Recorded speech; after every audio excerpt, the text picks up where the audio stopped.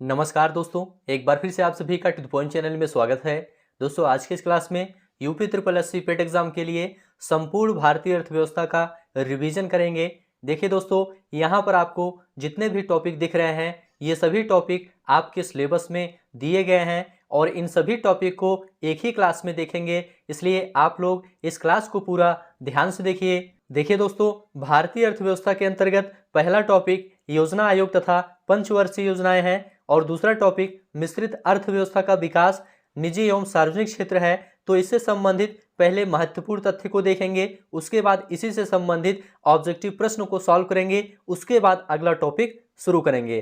तो चलिए शुरू करते हैं। आप लोग इस वीडियो को पूरा ध्यान से देखिए। सबसे पहले दोस्तों अर्थव्यवस्था के बारे में देखेंगे। अर्थव्यवस्था क्या है? देखिए दोस्तों, अर्थव्यवस्था दो शब्दों से मिलकर बना है। पहला शब्द है अर्थ और दूसरा शब्द है व्यवस्था। अर्थ का मतलब होता है दोस्तों मुद्रा। अर्थ का मतलब क्या होता है? मुद्रा होता है। व्यवस्था का मतलब होता है प्रणाली या सही तरीका। ठीक है, तो इस तरह से दोस्तों आप कह सकते हैं अर्थव्यवस्था किसी देश में मुद्रा का सही तरीके से चलन ही अर्थव्यवस्था कहलाता है।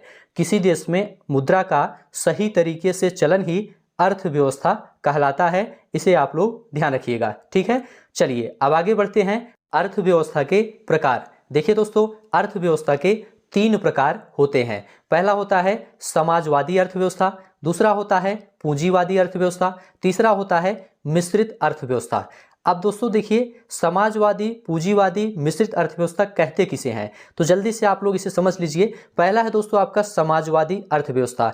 देखिए दोस्तों, जब अर्थव्यवस्था पर गवर्नमेंट का कंट्रोल होता है तो उसे समाजवादी अर्थव्यवस्था कहते हैं। जब किसी अर्थव्यवस्था पर पूरी तरह से कंट्रोल गवर्नमेंट का होता है तो उसे समाजवादी अर्थव्यवस्था कहते हैं। जैसे चीन की जो अर्थव्यवस्था है वह समाजवादी अर्थव्यवस्था है। ठीक है, बात करेंगे पूंजीवादी अर्थव्यवस्था की। तो देखिए दोस्तों, जब अर्थव्यवस्था अमीर व्यक्ति के अंडर में होती है तो उसे पूंजीवादी अर्थव्यवस्था कहते हैं। ठीक है, जब प्राइवेट सेक्टर जिसे कहते हैं, निजी उद्योगपति जिसे कहते हैं, निजी उद्योगपति के कंट्रोल में जब अर्थव्यवस्था होती है तो उसे हम पूंजीवादी अर्थव्यवस्था कहते हैं।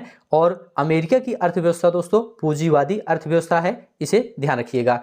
मिश्रित अर्थव्यवस्था की बात करते हैं। तो देखिए दोस्तों, जब किसी अर्थव्यवस्था पर गवर्नमेंट का और निजी उद्योगपति दोनों का कंट्रोल होता है तो उसे हम मिश्रित अर्थव्यवस्था कहते हैं। जैसे भारत की जो अर्थव्यवस्था है यह मिश्रित अर्थव्यवस्था है, क्योंकि यहाँ पर गवर्नमेंट और निजी उद्योगपति दोनों का सह अस्तित्व है। ठीक है, तो इसलिए भारत की अर्थव्यवस्था मिश्रित अर्थव्यवस्था है।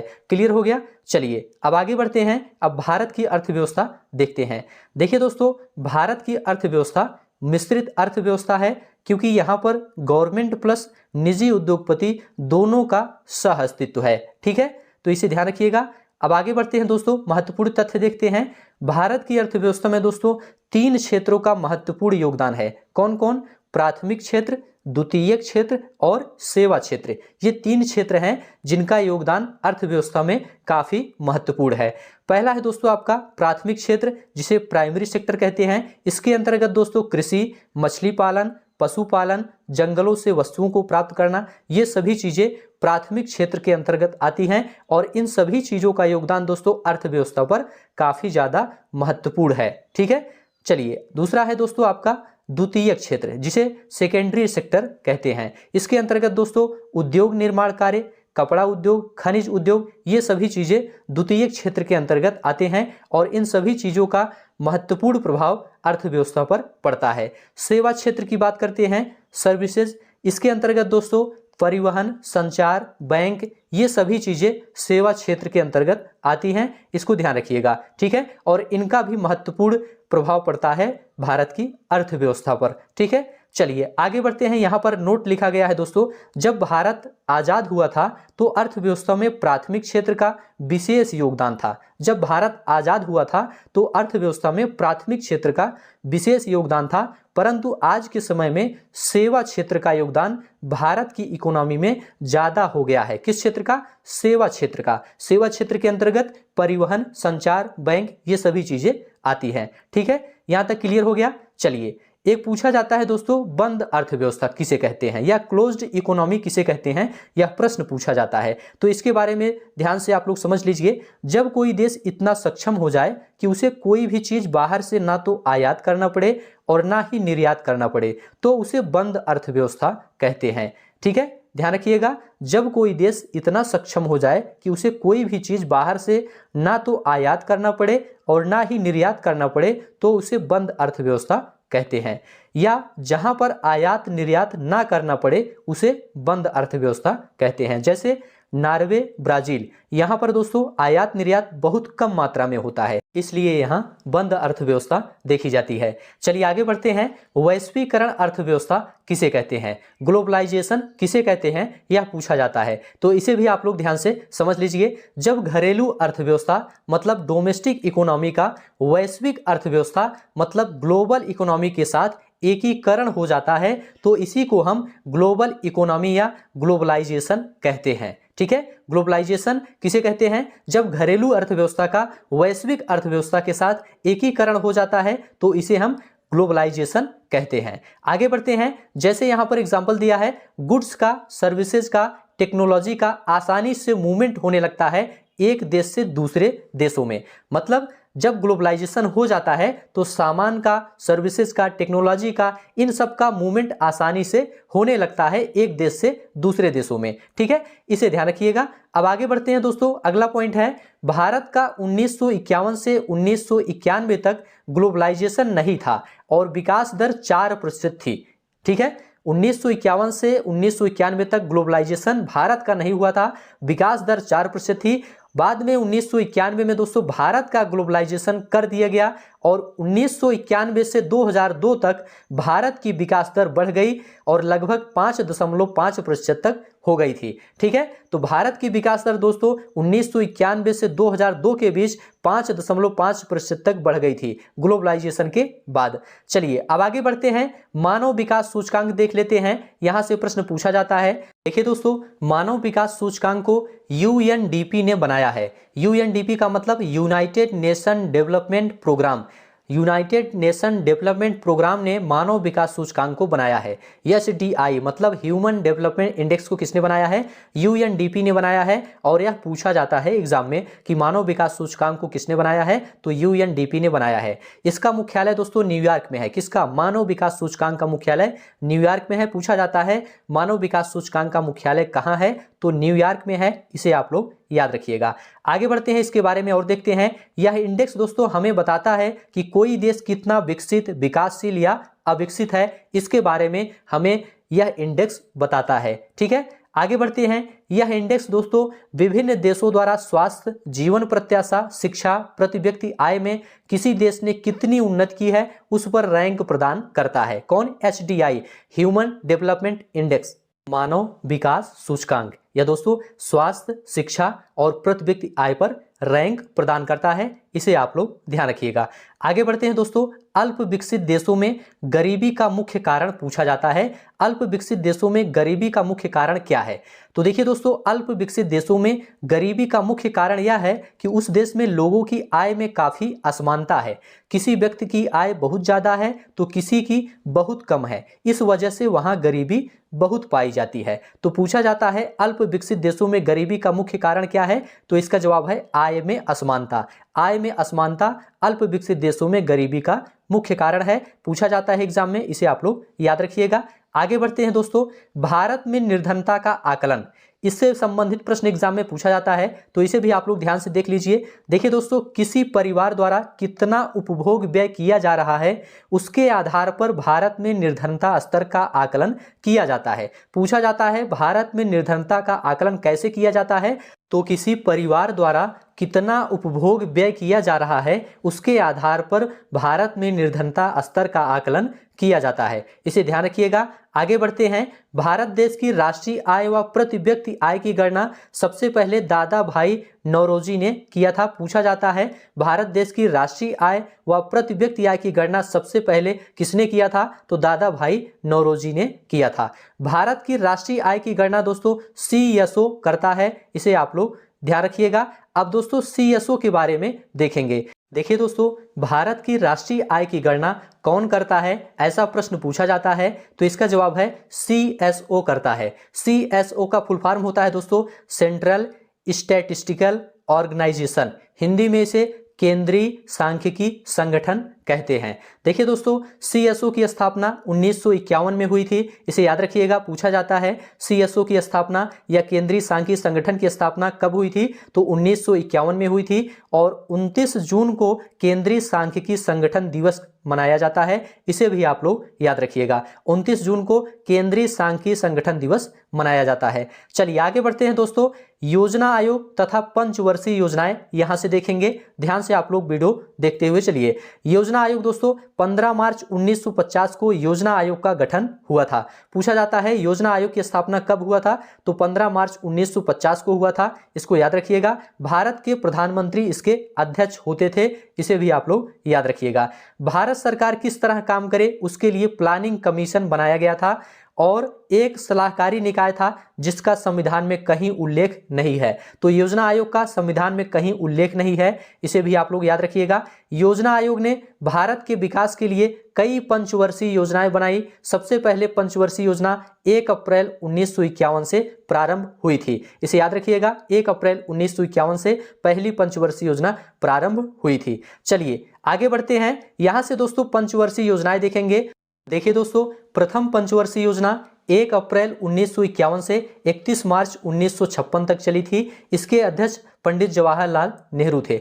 यह पंचवर्षीय योजना दोस्तों हेराल्ड डोमर मॉडल पर आधारित थी। पूछा जाता है कौन सी पंचवर्षीय योजना हेराल्ड डोमर मॉडल पर आधारित थी, तो प्रथम पंचवर्षीय योजना हेराल्ड डोमर मॉडल पर आधारित थी। इस पंचवर्षीय योजना में कृषि विकास पर प्राथमिकता दी गई थी। पूछा जाता है किस पंचवर्षीय योजना में कृषि पर प्राथमिकता दी गई थी, कृषि विकास पर प्राथमिकता दी गई थी, तो प्रथम पंचवर्षीय योजना में। आगे बढ़ते हैं, इस योजना में दोस्तों भाखड़ा नांगल बांध, हीराकुंड दामोदर घाटी जैसी बहुउद्देशीय परियोजना चालू की गई थी। ठीक है, तो इसे भी आप लोग याद रखिएगा। अब देखेंगे दोस्तों द्वितीय पंचवर्षीय योजना।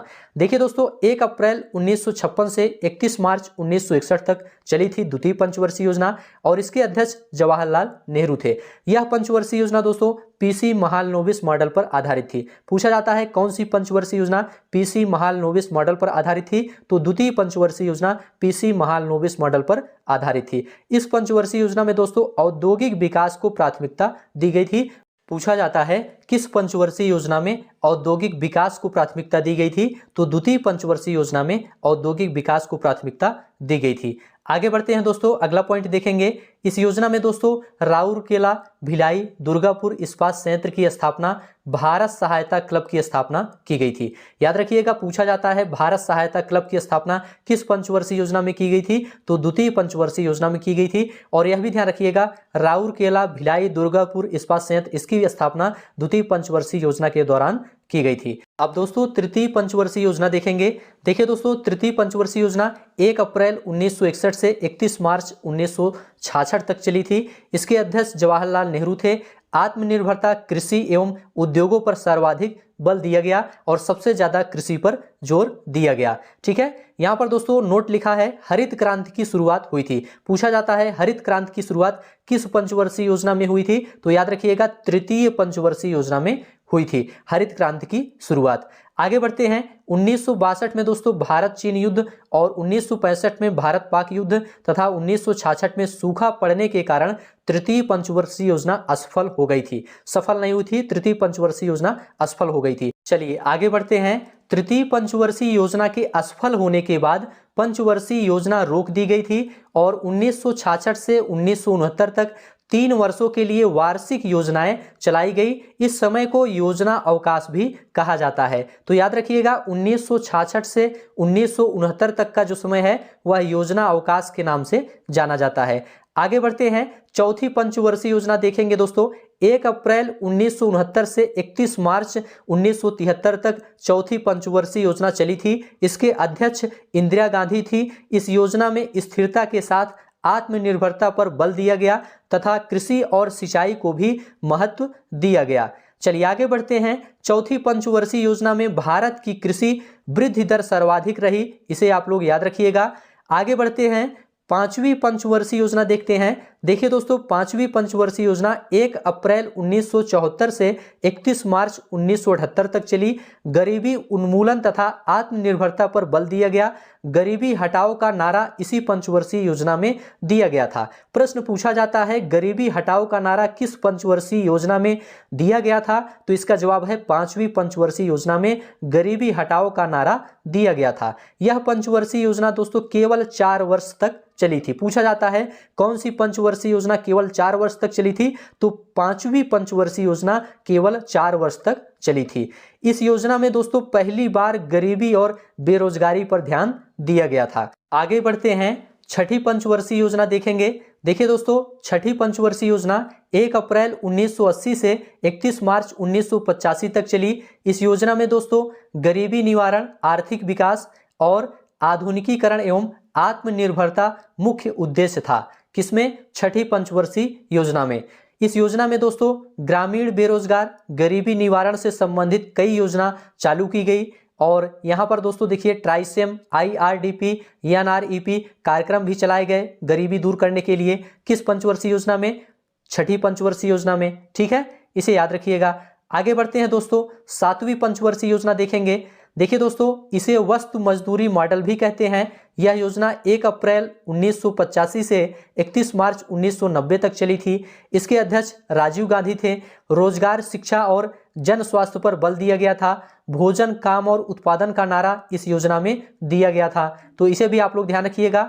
आगे बढ़ते हैं, इस योजना में गरीबी की माप हुई तथा जवाहर रोजगार योजना शुरू की गई। किस पंचवर्षीय योजना में? सातवीं पंचवर्षीय योजना में। चलिए आगे बढ़ते हैं, आठवीं पंचवर्षीय योजना देखेंगे। देखिए दोस्तों, आठवीं पंचवर्षीय योजना 1 अप्रैल 1992 से 21 मार्च 1997 तक चली। इसके अध्यक्ष PV नरसिम्हा राव थे। रोजगार वृद्धि, आधुनिकीकरण एवं आत्मनिर्भरता मुख्य उद्देश्य था आठवीं पंचवर्षीय योजना का। इसमें दोस्तों काम क्या हुआ था? प्रधानमंत्री रोजगार योजना की शुरुआत हुई थी। ठीक है, आगे बढ़ते हैं, नौवीं पंचवर्षीय योजना देखेंगे। 1 अप्रैल 1997 से 31 मार्च 2002 तक नौवीं पंचवर्षीय योजना चली थी। मानव विकास के साथ साथ न्यायपूर्ण वितरण एवं समानता पर बल दिया गया था। चलिए आगे बढ़ते हैं, 10वीं पंचवर्षीय योजना देखेंगे। सभी पॉइंट ध्यान से देखते हुए चलिए। अब इसके बाद दोस्तों ऑब्जेक्टिव प्रश्नों को सॉल्व करेंगे, थोड़ा सा और देखेंगे, उसके बाद ऑब्जेक्टिव प्रश्नों को सॉल्व करेंगे। 10वीं पंचवर्षीय योजना देखिए, 1 अप्रैल 2002 से 30 मार्च 2007 तक चली। गरीबी और बेरोजगारी को समाप्त करना तथा अगले 10 वर्षों में प्रति व्यक्ति आय को दुगना करना लक्ष्य रखा गया था 10वीं पंचवर्षीय योजना में। 11वीं पंचवर्षीय योजना देखेंगे। 1 अप्रैल 2007 से 31 मार्च 2012 तक 11वीं पंचवर्षीय योजना चली। तीव्रतम एवं समावेशी विकास पर जोर दिया गया। इसमें काम क्या हुआ? आम आदमी बीमा योजना, राजीव गांधी आवास योजना, प्रधानमंत्री आदर्श ग्राम योजना शुरू की गई 11वीं पंचवर्षीय योजना में। आगे बढ़ते हैं, 12वीं पंचवर्षीय योजना देखते हैं। 1 अप्रैल 2012 से 31 मार्च 2017 तक 12वीं पंचवर्षीय योजना चली। तीव्रतम एवं समावेशी विकास और 100% साक्षरता तथा विद्युतीकरण पर जोर दिया गया। 90% परिवार तक बैंकिंग सुविधा पहुंचाना लक्ष्य रखा गया था। आगे बढ़ते हैं दोस्तों, 2014 में भारतीय जनता पार्टी की सरकार आई जिसने योजना आयोग को खत्म कर दिया और 2015 में नीति आयोग की स्थापना की गई। तो चलिए नीति आयोग के बारे में थोड़ा सा देख लेते हैं। नीति आयोग दोस्तों यह एक गैर संवैधानिक निकाय है। इसका पूरा नाम national institution for transforming India है। हिंदी में इसे राष्ट्रीय भारत परिवर्तन संस्थान कहते हैं। इसकी स्थापना 1 जनवरी 2015 को हुई थी। इसका मुख्यालय दिल्ली में है। तो यहाँ पर दोस्तों ध्यान रखिएगा, नीति आयोग एक गैर संवैधानिक संस्था है। संविधान में इसका कोई उल्लेख नहीं है। इसकी स्थापना दोस्तों 1 जनवरी 2015 को हुई थी। इसे आप लोग ध्यान रखिएगा। आगे बढ़ते हैं दोस्तों, नीति आयोग के अध्यक्ष प्रधानमंत्री होते हैं। इस आयोग का प्राथमिक कार्य सामाजिक व आर्थिक मुद्दों पर सरकार को सलाह देने का है ताकि सरकार ऐसी योजनाओं का निर्माण करे जो लोगों के हित में हो। तो यहाँ पर दोस्तों ध्यान रखिएगा, नीति आयोग के अध्यक्ष प्रधानमंत्री होते हैं। आगे बढ़ते हैं, यहाँ तक दोस्तों आपका थ्योरी सेक्शन पूरा कंप्लीट हो गया। अब यहाँ से दोस्तों भारतीय अर्थव्यवस्था से संबंधित टॉप 35 प्रश्नों को सॉल्व करेंगे। आप लोग पूरा वीडियो ध्यान से देखिए और सभी प्रश्नों का उत्तर बताने का प्रयास करिए। तो चलिए शुरू करते हैं। पहला प्रश्न दोस्तों आपके सामने है, आप लोग इसका आंसर बताने का प्रयास करिए। भारतीय अर्थव्यवस्था कैसी है? पूंजीवादी अर्थव्यवस्था है या साम्यवादी अर्थव्यवस्था है या स्वतंत्र है या मिश्रित है? आपको दोस्तों थ्योरी सेक्शन में बताया गया था भारत की अर्थव्यवस्था दोस्तों मिश्रित अर्थव्यवस्था है, इसलिए डी ऑप्शन आपका यहां पर राइट हो जाएगा। चलिए आगे बढ़ते हैं, अगला प्रश्न देखेंगे। दूसरा प्रश्न है दोस्तों, मिश्रित अर्थव्यवस्था का क्या अभिप्राय है? मिश्रित अर्थव्यवस्था का क्या अभिप्राय है? ऑप्शन आपके सामने है, आप लोग जल्दी से इसका आंसर कमेंट बॉक्स में बताइए। तो देखिए दोस्तों, मिश्रित अर्थव्यवस्था सरकारी एवं निजी क्षेत्र का सह अस्तित्व को कहते हैं। मिश्रित अर्थव्यवस्था किसे कहते हैं? सरकारी व निजी क्षेत्र का जिसमें सह अस्तित्व होता है उसे मिश्रित अर्थव्यवस्था कहते हैं। बी ऑप्शन आपका यहां पर राइट हो जाएगा। आगे बढ़ते हैं दोस्तों, अगला प्रश्न है, भारतीय अर्थव्यवस्था में किस क्षेत्र का सर्वाधिक योगदान है? ऑप्शन आपके सामने है, आप लोग जल्दी से बताइए यहां पर आपका राइट आंसर क्या है। तो देखिए दोस्तों, भारतीय अर्थव्यवस्था में तृतीय क्षेत्र का सर्वाधिक योगदान है, इसलिए सी ऑप्शन आपका यहां पर राइट हो जाएगा। तृतीय क्षेत्र के अंतर्गत दोस्तों सेवा क्षेत्र आता है, जिसमें परिवहन, संचार, बैंक ये सभी चीजें आती हैं तृतीय क्षेत्र के अंतर्गत। सी ऑप्शन आपका राइट है। बंद अर्थव्यवस्था वह अर्थव्यवस्था है जिसमें, बंद अर्थव्यवस्था किसे कहते हैं? ऑप्शन आपके सामने है, आप लोग जल्दी से बताइए यहां पर आपका राइट आंसर क्या है। तो देखिए दोस्तों, यहां पर आपका राइट आंसर हो जाएगा ना तो निर्यात ना ही आयात। बंद अर्थव्यवस्था वह अर्थव्यवस्था है जिसमें ना तो निर्यात होता है और ना ही आयात होता है, इसलिए दोस्तों डी ऑप्शन आपका राइट है। चलिए आगे बढ़ते हैं, किसी देश का आर्थिक विकास निर्भर किस पर करता है? किसी देश का आर्थिक विकास किस पर निर्भर करता है, आपको यह बताना है। ऑप्शन आपके सामने है, आप लोग जल्दी से बताइए यहां पर आपका राइट आंसर क्या है। तो देखिए दोस्तों, यहां पर आपका राइट आंसर हो जाएगा डी ऑप्शन, उपर्युक्त सभी। किसी देश का आर्थिक विकास दोस्तों प्राकृतिक संसाधन, पूंजी निर्माण, बाजार के आकार, इन सभी पर निर्भर करता है, इसलिए डी ऑप्शन आपका राइट है। चलिए आगे बढ़ते हैं, वैश्वीकरण का अर्थ है, वैश्वीकरण का अर्थ क्या है आपको यह बताना है। ऑप्शन आपके सामने है, आप लोग जल्दी से बताइए यहां पर आपका राइट आंसर क्या है। तो देखिए दोस्तों, यहां पर आपका राइट आंसर है सी ऑप्शन, घरेलू अर्थव्यवस्था का वैश्विक अर्थव्यवस्था के साथ एकीकरण।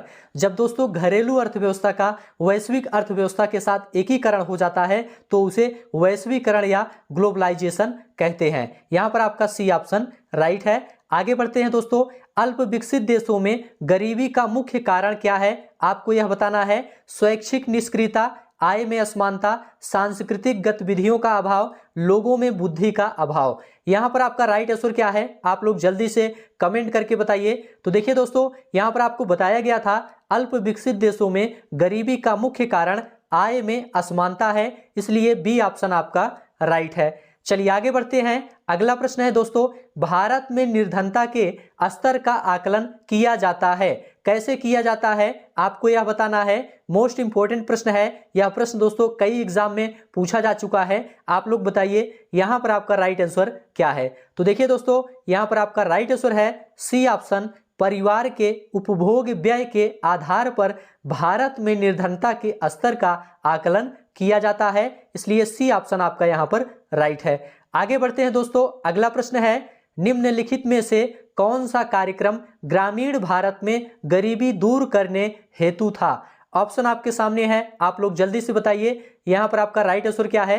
तो देखिए दोस्तों, यहां पर आपका राइट आंसर है डी ऑप्शन, इनमें से सभी। ये सभी कार्यक्रम दोस्तों ग्रामीण भारत में गरीबी दूर करने के लिए चलाया गया था, इसलिए डी ऑप्शन आपका राइट है। आगे बढ़ते हैं, मानव विकास सूचकांक HDI किसने बनाया था? ऑप्शन आपके सामने है, आप लोग जल्दी से कमेंट करके बताइए यहां पर आपका राइट आंसर क्या है। तो देखिए दोस्तों, यहां पर आपका राइट आंसर है डी ऑप्शन, UNDP। UNDP ने दोस्तों मानव विकास सूचकांक बनाया था, इसलिए डी ऑप्शन आपका राइट है। UNDP का फुल फॉर्म दोस्तों यूनाइटेड नेशन डेवलपमेंट प्रोग्राम होता है, इसे आप लोग ध्यान रखिएगा। आगे बढ़ते हैं दोस्तों, अगला प्रश्न अब देखेंगे। अगला प्रश्न है, निम्नलिखित में से कौन सा मानव विकास सूचकांक का हिस्सा नहीं है? ऑप्शन आपके सामने है, आप लोग बताइए यहां पर आपका राइट आंसर क्या है। तो देखिए दोस्तों, यहां पर आपका राइट आंसर है डी ऑप्शन, सकल नाम निवेश दर।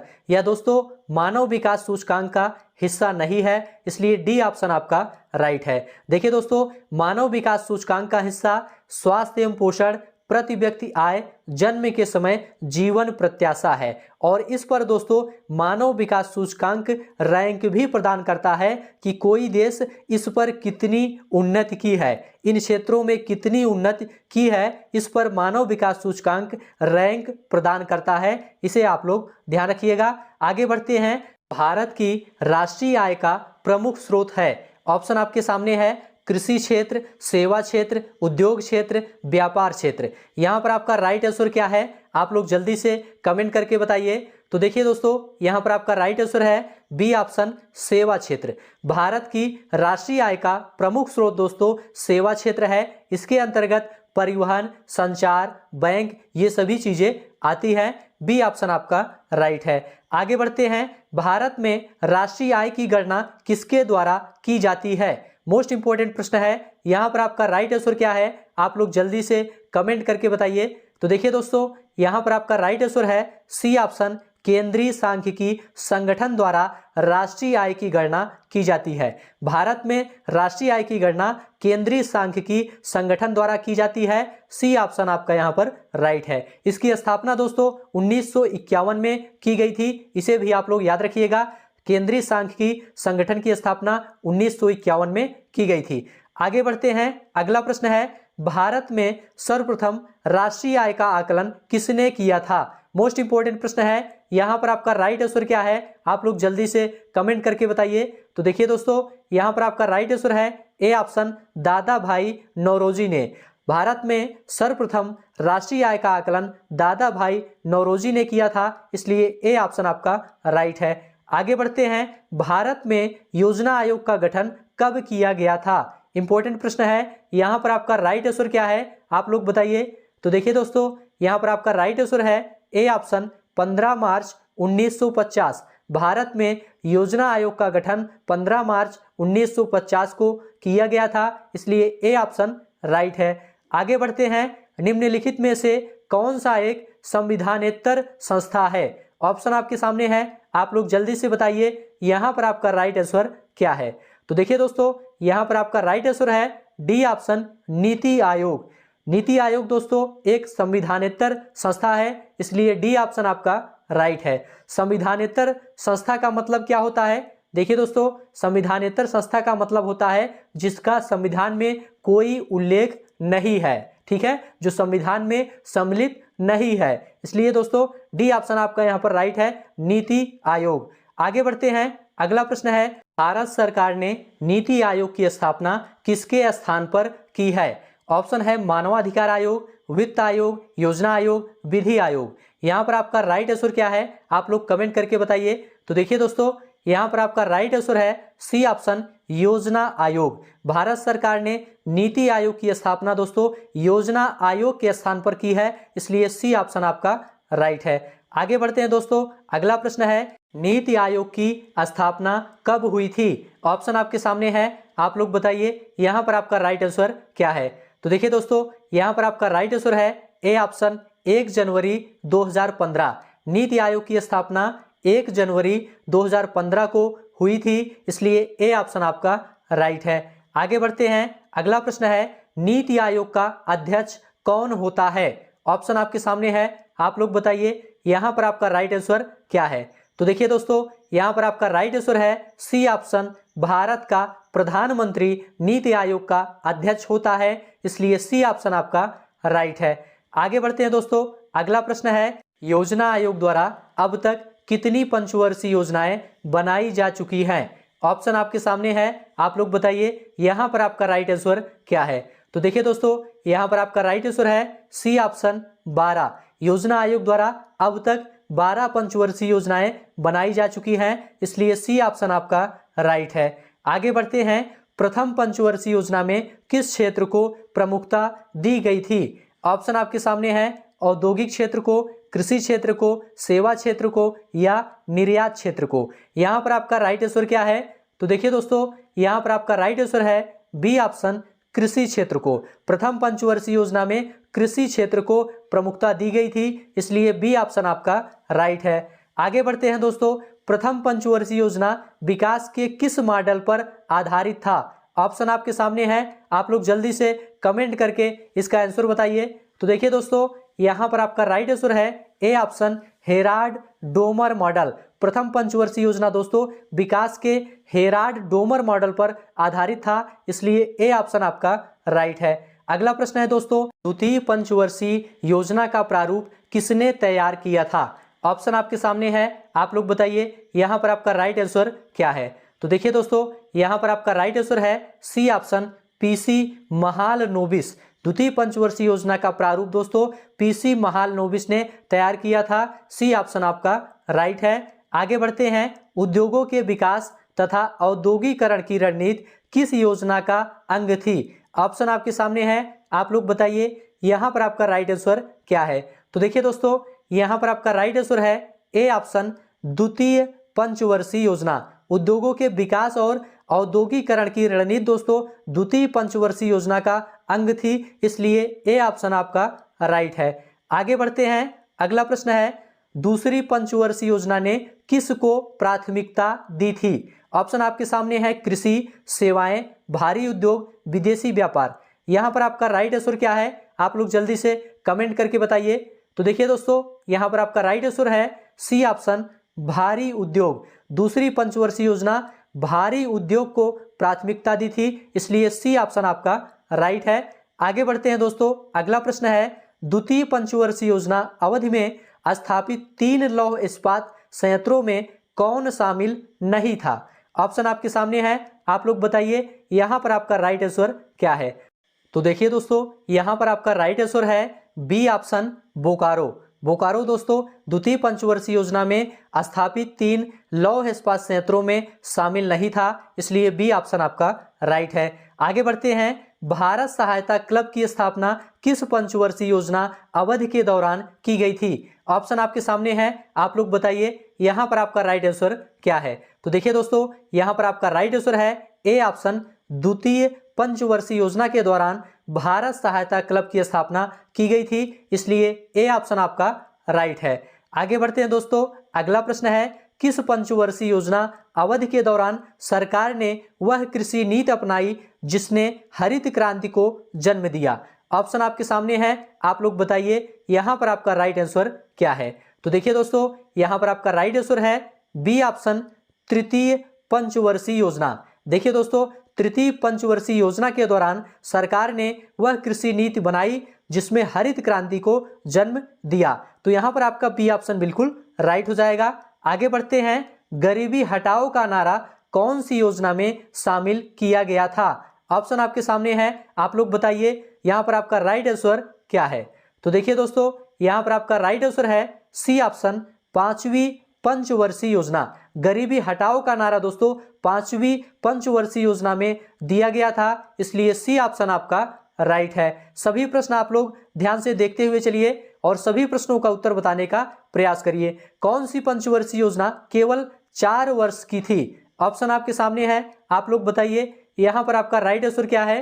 तो देखिए दोस्तों, यहाँ पर आपका राइट आंसर है सी ऑप्शन, 5वीं पंचवर्षीय योजना दोस्तों केवल 4 वर्ष की थी, इसलिए सी ऑप्शन आपका राइट है। नेक्स्ट प्रश्न देखेंगे, 7वीं पंचवर्षीय योजना की अवधि थी। 7वीं पंचवर्षीय योजना की अवधि क्या थी, आपको यह बताना है। आप लोग बताइए यहाँ पर आपका राइट आंसर क्या है।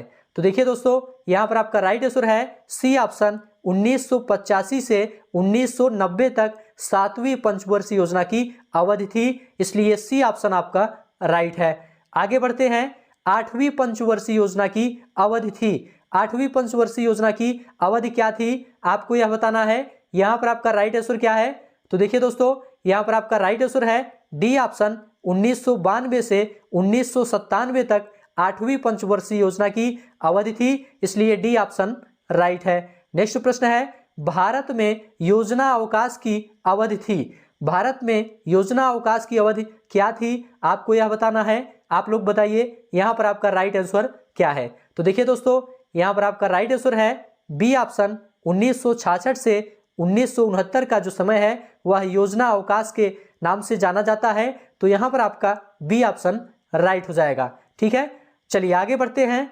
अगला प्रश्न देखेंगे, निम्नलिखित पंचवर्षीय योजनाओं में से कौन सी योजना अनावृष्टि और 2 युद्धों के कारण प्रभावित हुई थी? ऑप्शन आपके सामने है, आप लोग बताइए यहाँ पर आपका राइट आंसर क्या है। तो देखिए दोस्तों, यहाँ पर आपका राइट आंसर है बी ऑप्शन, तीसरी पंचवर्षीय योजना। तीसरी पंचवर्षीय योजना दोस्तों 2 युद्धों के कारण प्रभावित हुई थी। तीसरी पंचवर्षीय योजना का समय है दोस्तों 1961 से लेकर 1966 तक। इसमें दोस्तों 1962 में भारत चीन युद्ध हुआ था और 1965 में भारत पाकिस्तान युद्ध हुआ था और 1966 में सूखा पड़ा था, जिसके कारण तीसरी पंचवर्षीय योजना प्रभावित हुई थी। इसलिए बी ऑप्शन आपका राइट है। आगे बढ़ते हैं, निम्नलिखित में से कौन सुमेलित नहीं है? आप लोग बताइए इसमें कौन सा सुमेलित नहीं है। तो देखिए दोस्तों, यहाँ पर पहला है प्रथम पंचवर्षीय योजना 1951 से 1956 तक, यह तो बिल्कुल सही है, यह सही सुमेलित है। दूसरा है द्वितीय पंचवर्षीय योजना 1956 से 1961 तक, यह भी दोस्तों सही सुमेलित है। तीसरा है तृतीय पंचवर्षीय योजना 1961 से 1966 तक, यह भी सही है दोस्तों। चौथा है चौथी पंचवर्षीय योजना 1966 से 1971 तक, यह दोस्तों सही सुमेलित नहीं है। चौथी पंचवर्षीय योजना का समय दोस्तों 1969 से लेकर 1973 तक है, इसे आप लोग ध्यान रखिएगा। यहाँ पर आपका डी ऑप्शन राइट है। चलिए आगे बढ़ते हैं। अगला प्रश्न है दोस्तों, केंद्रीय सांख्यिकी संगठन की स्थापना कब हुई थी? ऑप्शन आपके सामने है 1951, 1950, 1952, 1953। यहाँ पर आपका राइट आंसर क्या है? आप लोग जल्दी से कमेंट करके बताइए। तो देखिए दोस्तों, यहाँ पर आपका राइट आंसर है ए ऑप्शन 1951। देखिए दोस्तों, 2 मई 1951 को केंद्रीय सांख्यिकी संगठन की स्थापना की गई थी, इसलिए ए ऑप्शन आपका राइट है। आगे बढ़ते हैं, मानव विकास सूचकांक का मुख्यालय कहाँ है? ऑप्शन आपके सामने है न्यूयॉर्क, पेरिस, नई दिल्ली, इनमें से कोई नहीं। यहाँ पर आपका राइट आंसर क्या है? आप लोग जल्दी से कमेंट करके बताइए। तो देखिए दोस्तों, यहाँ पर आपका राइट आंसर है ए ऑप्शन न्यूयॉर्क। मानव विकास सूचकांक का मुख्यालय न्यूयॉर्क में है, इसलिए ए ऑप्शन आपका राइट है। अब यहाँ से दोस्तों हरित क्रांति, दुग्ध विकास, ऑपरेशन फ्लड और बैंकों का राष्ट्रीयकरण से संबंधित महत्वपूर्ण तथ्य को देखेंगे। उसके बाद इसी से संबंधित ऑब्जेक्टिव प्रश्न को सॉल्व करेंगे। तो इसे भी आप लोग ध्यान से देखिए, क्योंकि यह भी आपके सिलेबस में दिया गया है। तो चलिए शुरू करते हैं। सबसे पहले हरित क्रांति के बारे में देखेंगे। देखिए दोस्तों, भारत में कृषि विकास के लिए 1967 में डॉक्टर स्वामीनाथन के द्वारा प्रथम हरित क्रांति चलाई गई थी। ध्यान रखिएगा, कृषि के विकास के लिए 1967 में डॉक्टर स्वामीनाथन के द्वारा प्रथम हरित क्रांति चलाई गई थी और दूसरी हरित क्रांति 1983 में चावल के लिए चलाई गई थी। तो यहाँ पर दोस्तों आपको ध्यान रखना है, भारत में हरित क्रांति के जनक कौन है? स्वामीनाथन है। यह प्रश्न पूछा जाता है, तो इसे आप लोग याद रखिएगा। आगे बढ़ते हैं दोस्तों, हरित क्रांति का सबसे अधिक प्रभाव गेहूं और चावल की खेती पर पड़ा था, पर गेहूं का उत्पादन में चावल से अधिक वृद्धि हुई है। तो सबसे ज्यादा प्रभाव किस पर पड़ा था? गेहूं पर पड़ा था। गेहूं और चावल दोनों पर पड़ा था, लेकिन चावल से ज्यादा गेहूं पर प्रभाव पड़ा था हरित क्रांति का। ठीक है, आगे बढ़ते हैं। प्रारंभ में दोस्तों कृषि के विकास के लिए भारत सरकार की तरफ से आरआरबी और नाबार्ड की स्थापना की गई थी। अब आरआरबी और नाबार्ड का पूरा फुल फॉर्म देख लीजिए। आरआरबी का फुल फॉर्म है रीजनल रूरल बैंक और नाबार्ड का फुल फॉर्म है national bank for agriculture and rural development. इसको याद रखिएगा, एग्जाम में पूछा जाता है। चलिए आगे बढ़ते हैं दोस्तों। विश्व में हरित क्रांति के जनक डॉक्टर नॉर्मन बोरलाग हैं। ये अमेरिका के रहने वाले थे। पूछा जाता है नॉर्मन बोरलाग कहाँ के रहने वाले थे? तो अमेरिका के रहने वाले थे और इन्हें विश्व में हरित क्रांति का जनक माना जाता है। ठीक है, भारत की बात करें तो भारत में डॉक्टर स्वामीनाथन को हरित क्रांति का जनक माना जाता है और विश्व में डॉक्टर नॉर्मन बोरलाग को। दोनों पॉइंट याद रखिएगा, ये काफी ज्यादा इंपॉर्टेंट है। भारत में हरित क्रांति के जनक डॉक्टर स्वामीनाथन हैं, इन्हें याद रखिएगा, एग्जाम में पूछा जाता है। आगे बढ़ते हैं दोस्तों, अलग अलग फसलों के लिए चलाई गई प्रमुख क्रांतियां देख लेते हैं। इनसे संबंधित प्रश्न एग्जाम में पूछा जाता है। पहली क्रांति है हरित क्रांति। पूछा जाता है हरित क्रांति का संबंध किससे है? तो इसका संबंध दोस्तों खाद्यान्न उत्पादन से है। श्वेत क्रांति का संबंध किससे है? ऐसा प्रश्न पूछा जाता है। तो इसका संबंध दुग्ध उत्पादन से है। श्वेत क्रांति का जनक दोस्तों डॉक्टर वर्गीज कुरियन को कहा जाता है। प्रश्न पूछा जाता है श्वेत क्रांति का जनक कौन है, तो डॉक्टर वर्गीज कुरियन है। इन्हें आप लोग ध्यान रखिएगा। नीली क्रांति की बात करते हैं। नीली क्रांति दोस्तों मत्स्य उत्पादन से संबंधित है, याद रखिएगा। पीली क्रांति की बात करते हैं। पीली क्रांति तिलहन उत्पादन से संबंधित है। पूछा जाता है पीली क्रांति का संबंध किससे है, तो तिलहन उत्पादन से है। ठीक है। सुनहरी क्रांति की बात करते हैं तो जूट और फल के उत्पादन से है सुनहरी क्रांति। ठीक है। गोल क्रांति की बात करते हैं तो आलू के उत्पादन से है गोल क्रांति का संबंध। आगे बढ़ते हैं दोस्तों। रजत क्रांति की बात करते हैं तो अंडा या मुर्गी पालन से संबंधित है रजत क्रांति। लाल क्रांति दोस्तों मांस एवं टमाटर उत्पादन से संबंधित है। ठीक है। आगे बढ़ते हैं। भूरी क्रांति की बात करते हैं। भूरी क्रांति दोस्तों उर्वरक उत्पादन से संबंधित है, इसे याद रखिएगा। और स्वर्णिम क्रांति उद्यान कृषि से संबंधित है, इसे आप लोग ध्यान रखिएगा। पूछा जाता है स्वर्णिम क्रांति का संबंध किससे है, तो उद्यान कृषि से संबंधित है। चलिए आगे बढ़ते हैं। भारत में दोस्तों हरित क्रांति सर्वाधिक गेहूं और चावल में सफल रही, इसे याद रखिएगा। और भारत में हरित क्रांति का सर्वाधिक प्रभाव गेहूं फसल पर पड़ा था। ठीक है। चलिए हरित क्रांति के दौरान मोटे अनाजों और दलहन का उत्पादन घट गया था। पूछा जाता है हरित क्रांति के दौरान किस अनाज का उत्पादन घट गया था, तो मोटे अनाजों और दलहन का उत्पादन घट गया था, इसे याद रखिएगा। और भारतीय कृषि के क्षेत्र में दोस्तों अधिक उपज वाली किस्मों का कार्यक्रम 1966 में शुरू किया गया था। पूछा जाता है भारतीय कृषि के क्षेत्र में अधिक उपज वाली किस्मों का कार्यक्रम कब शुरू किया गया था, तो 1966 में शुरू किया गया था। ठीक है। सभी पॉइंट काफी ज्यादा इंपॉर्टेंट हैं, ध्यान से आप लोग देखते हुए चलिए। खाद्य एवं कृषि संगठन का मुख्यालय रोम में है, रोम इटली में है। ठीक है। तो पूछा जाता है खाद्य एवं कृषि संगठन का मुख्यालय कहाँ है, तो रोम में है, इसे आप लोग याद रखिएगा, इंपॉर्टेंट पॉइंट है। यहां से दोस्तों दुग्ध विकास एवं ऑपरेशन फ्लड देखेंगे। देखिए दोस्तों दुग्ध क्रांति या ऑपरेशन फ्लड भारत की एक योजना है जिससे कि भारत में दूध की कमी को दूर किया जा सके। इसे दोस्तों श्वेत क्रांति भी कहते हैं। चलिए आगे बढ़ते हैं। अगला पॉइंट है 13 जनवरी 1970 को इसकी शुरुआत हुई थी, ऑपरेशन फ्लड की 1970 में शुरुआत हुई थी, इसे याद रखिएगा। श्वेत क्रांति दुग्ध उत्पादन से संबंधित है और श्वेत क्रांति का जनक डॉक्टर वर्गीज कुरियन को कहा जाता है। पूछा जाता है श्वेत क्रांति के जनक कौन है, तो डॉक्टर वर्गीज कुरियन है, इन्हें आप लोग याद रखिएगा। आगे बढ़ते हैं दोस्तों। विश्व में दुग्ध उत्पादन के क्षेत्र में भारत का प्रथम स्थान है, इसे आप लोग याद रखिएगा। नेक्स्ट है दोस्तों बैंकों का राष्ट्रीयकरण तथा सुधार। अब इससे संबंधित कुछ महत्वपूर्ण तथ्य देख लेते हैं, आप लोग ध्यान से वीडियो को देखिए। सबसे पहले भारत में बैंकिंग का इतिहास देखेंगे, उसके बाद राष्ट्रीयकरण देखेंगे। देखिए दोस्तों भारत में बैंकिंग का प्रारंभ 1770 ईस्वी में बैंक ऑफ हिंदुस्तान की स्थापना के साथ हुआ, जो कि यूरोपीय प्रबंधन के तहत कोलकाता में पहला बैंक था। कौन सा? Bank of Hindustan.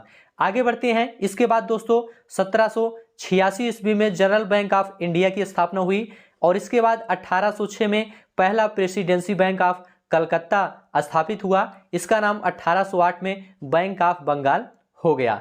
ठीक है। आगे बढ़ते हैं। अगला पॉइंट है इसके बाद 1840 ईस्वी में बैंक ऑफ बॉम्बे तथा 1843 ईस्वी में बैंक ऑफ मद्रास अस्तित्व में आए। इसके बाद दोस्तों 1921 में इन्हीं तीनों प्रेसिडेंसी बैंकों को मिलाकर इंपीरियल बैंक ऑफ इंडिया का गठन किया गया। यहां पर दोस्तों आपको ध्यान रखना है, पूछा जाता है इंपीरियल बैंक ऑफ इंडिया का गठन कब किया गया, तो 1921 में किया गया, इसको याद रखिएगा। और 1 जुलाई 1955 को राष्ट्रीयकृत होकर भारतीय स्टेट बैंक के रूप में जाना गया। इंपीरियल बैंक दोस्तों 1 जुलाई 1955 को राष्ट्रीयकृत होकर भारतीय स्टेट बैंक के रूप में जाना गया, इसे आप लोग ध्यान रखिएगा। पूछा जाता है भारतीय स्टेट बैंक की स्थापना कब हुई, तो 1955 में हुई, इसे याद रखिएगा। और भारतीय स्टेट बैंक को राष्ट्रीयकृत होने से पहले किस नाम से जाना जाता था, तो इसका जवाब है इंपीरियल बैंक ऑफ इंडिया के नाम से जाना जाता था। चलिए आगे बढ़ते हैं। भारत का सबसे बड़ा व्यापारिक बैंक एसबीआई है। पूछा जाता है भारत का सबसे बड़ा व्यापारिक बैंक कौन है, तो एसबीआई है, इसे आप लोग ध्यान रखिएगा। और भारतीय स्टेट बैंक का मुख्यालय मुंबई में है। एसबीआई का मुख्यालय कहाँ है, मुंबई में है, इसे आप लोग याद रखिएगा। इसके बाद bank of upper India, Allahabad bank तथा अवध कमर्शियल बैंक और पंजाब नेशनल बैंक की स्थापना की गई। आगे बढ़ते हैं, यहां से दोस्तों बैंकों का राष्ट्रीयकरण देखेंगे। राष्ट्रीयकरण का अर्थ है दोस्तों सरकारीकरण। जब किसी संस्था या व्यापारिक इकाई का स्वामित्व सरकार के अधीन हो जाता है तो उसे राष्ट्रीयकृत या राष्ट्रीयकरण कहा जाता है। ठीक है, जब किसी संस्था या व्यापारिक इकाई का स्वामित्व सरकार के अधीन हो जाता है तो उसे राष्ट्रीयकृत या राष्ट्रीयकरण कहा जाता है। तो यहां पर दोस्तों ध्यान रखिएगा, सरकार का स्वामित्व तब माना जाता है जब उसकी पूंजी का न्यूनतम 51% हिस्सा सरकार के पास हो। चलिए आगे बढ़ते हैं। भारतीय बैंकिंग इतिहास में दोस्तों 19 जुलाई 1969 को 14 निजी बैंकों का राष्ट्रीयकरण कर दिया गया। तो पूछा जाता है सबसे पहले कितने बैंकों का राष्ट्रीयकरण किया गया, तो 14 निजी बैंकों का राष्ट्रीयकरण किया गया। कब किया गया? 19 जुलाई 1969 को। ठीक है, उस वक्त ये बैंक दोस्तों देश के बड़े औद्योगिक घराने चला रहे थे जब इनका राष्ट्रीयकरण नहीं हुआ था। चलिए आगे बढ़ते हैं। इन बैंकों में दोस्तों central bank of India, bank of India, Punjab national bank, bank of Baroda, Dena bank, UCO bank, Canara bank, united bank, syndicate bank, union bank of India, Allahabad bank, Indian bank, Indian overseas bank तथा बैंक ऑफ महाराष्ट्र शामिल थे। इन सभी बैंकों का दोस्तों राष्ट्रीयकरण किया गया था। ठीक है, कब किया गया? 19 जुलाई 1969 को इन सभी बैंकों का राष्ट्रीयकरण किया गया। चलिए आगे बढ़ते हैं। अगला पॉइंट है, इसी क्रम में 15 अप्रैल 1980 को 6 और वाणिज्यिक बैंकों का राष्ट्रीयकरण किया गया। चलिए आगे बढ़ते हैं। यहां से दोस्तों भारतीय रिजर्व बैंक के बारे में देखेंगे, तो ध्यान से आप लोग देखते हुए चलिए। भारतीय रिजर्व बैंक देश का सबसे बड़ा केंद्रीय बैंक है। देश में मौद्रिक नीति का निर्धारण इसी के द्वारा किया जाता है। पूछा जाता है देश में मौद्रिक नीति का निर्धारण किसके द्वारा किया जाता है, तो इसका जवाब है भारतीय रिजर्व बैंक के द्वारा किया जाता है। भारतीय रिजर्व बैंक की स्थापना 1 अप्रैल 1935 को हुई थी। इसे याद रखिएगा, मोस्ट इंपोर्टेंट पॉइंट है। और आरबीआई का मुख्यालय मुंबई में है। भारतीय रिजर्व बैंक का मुख्यालय मुंबई में है, इसे याद रखिएगा। और भारतीय रिजर्व बैंक का राष्ट्रीयकरण दोस्तों 1 जनवरी 1949 को किया गया था। तो ध्यान रखिएगा, भारतीय रिजर्व बैंक का राष्ट्रीयकरण 1949 को किया गया था। आगे बढ़ते हैं। भारतीय रिजर्व बैंक को बैंकों का बैंक कहा जाता है। पूछा जाता है किस बैंक को बैंकों का बैंक कहा जाता है, तो भारतीय रिजर्व बैंक को बैंकों का बैंक कहा जाता है। रेपो दर क्या है दोस्तों, देख लीजिए। यह वह दर है जिस पर आरबीआई वाणिज्यिक बैंकों को अल्पकालीन ऋण उपलब्ध कराता है। पूछा जाता है रेपो दर किसे कहते हैं, तो रेपो दर वह दर है जिस पर आरबीआई वाणिज्यिक बैंकों को अल्पकालीन ऋण उपलब्ध कराता है, उसे रेपो दर कहते हैं।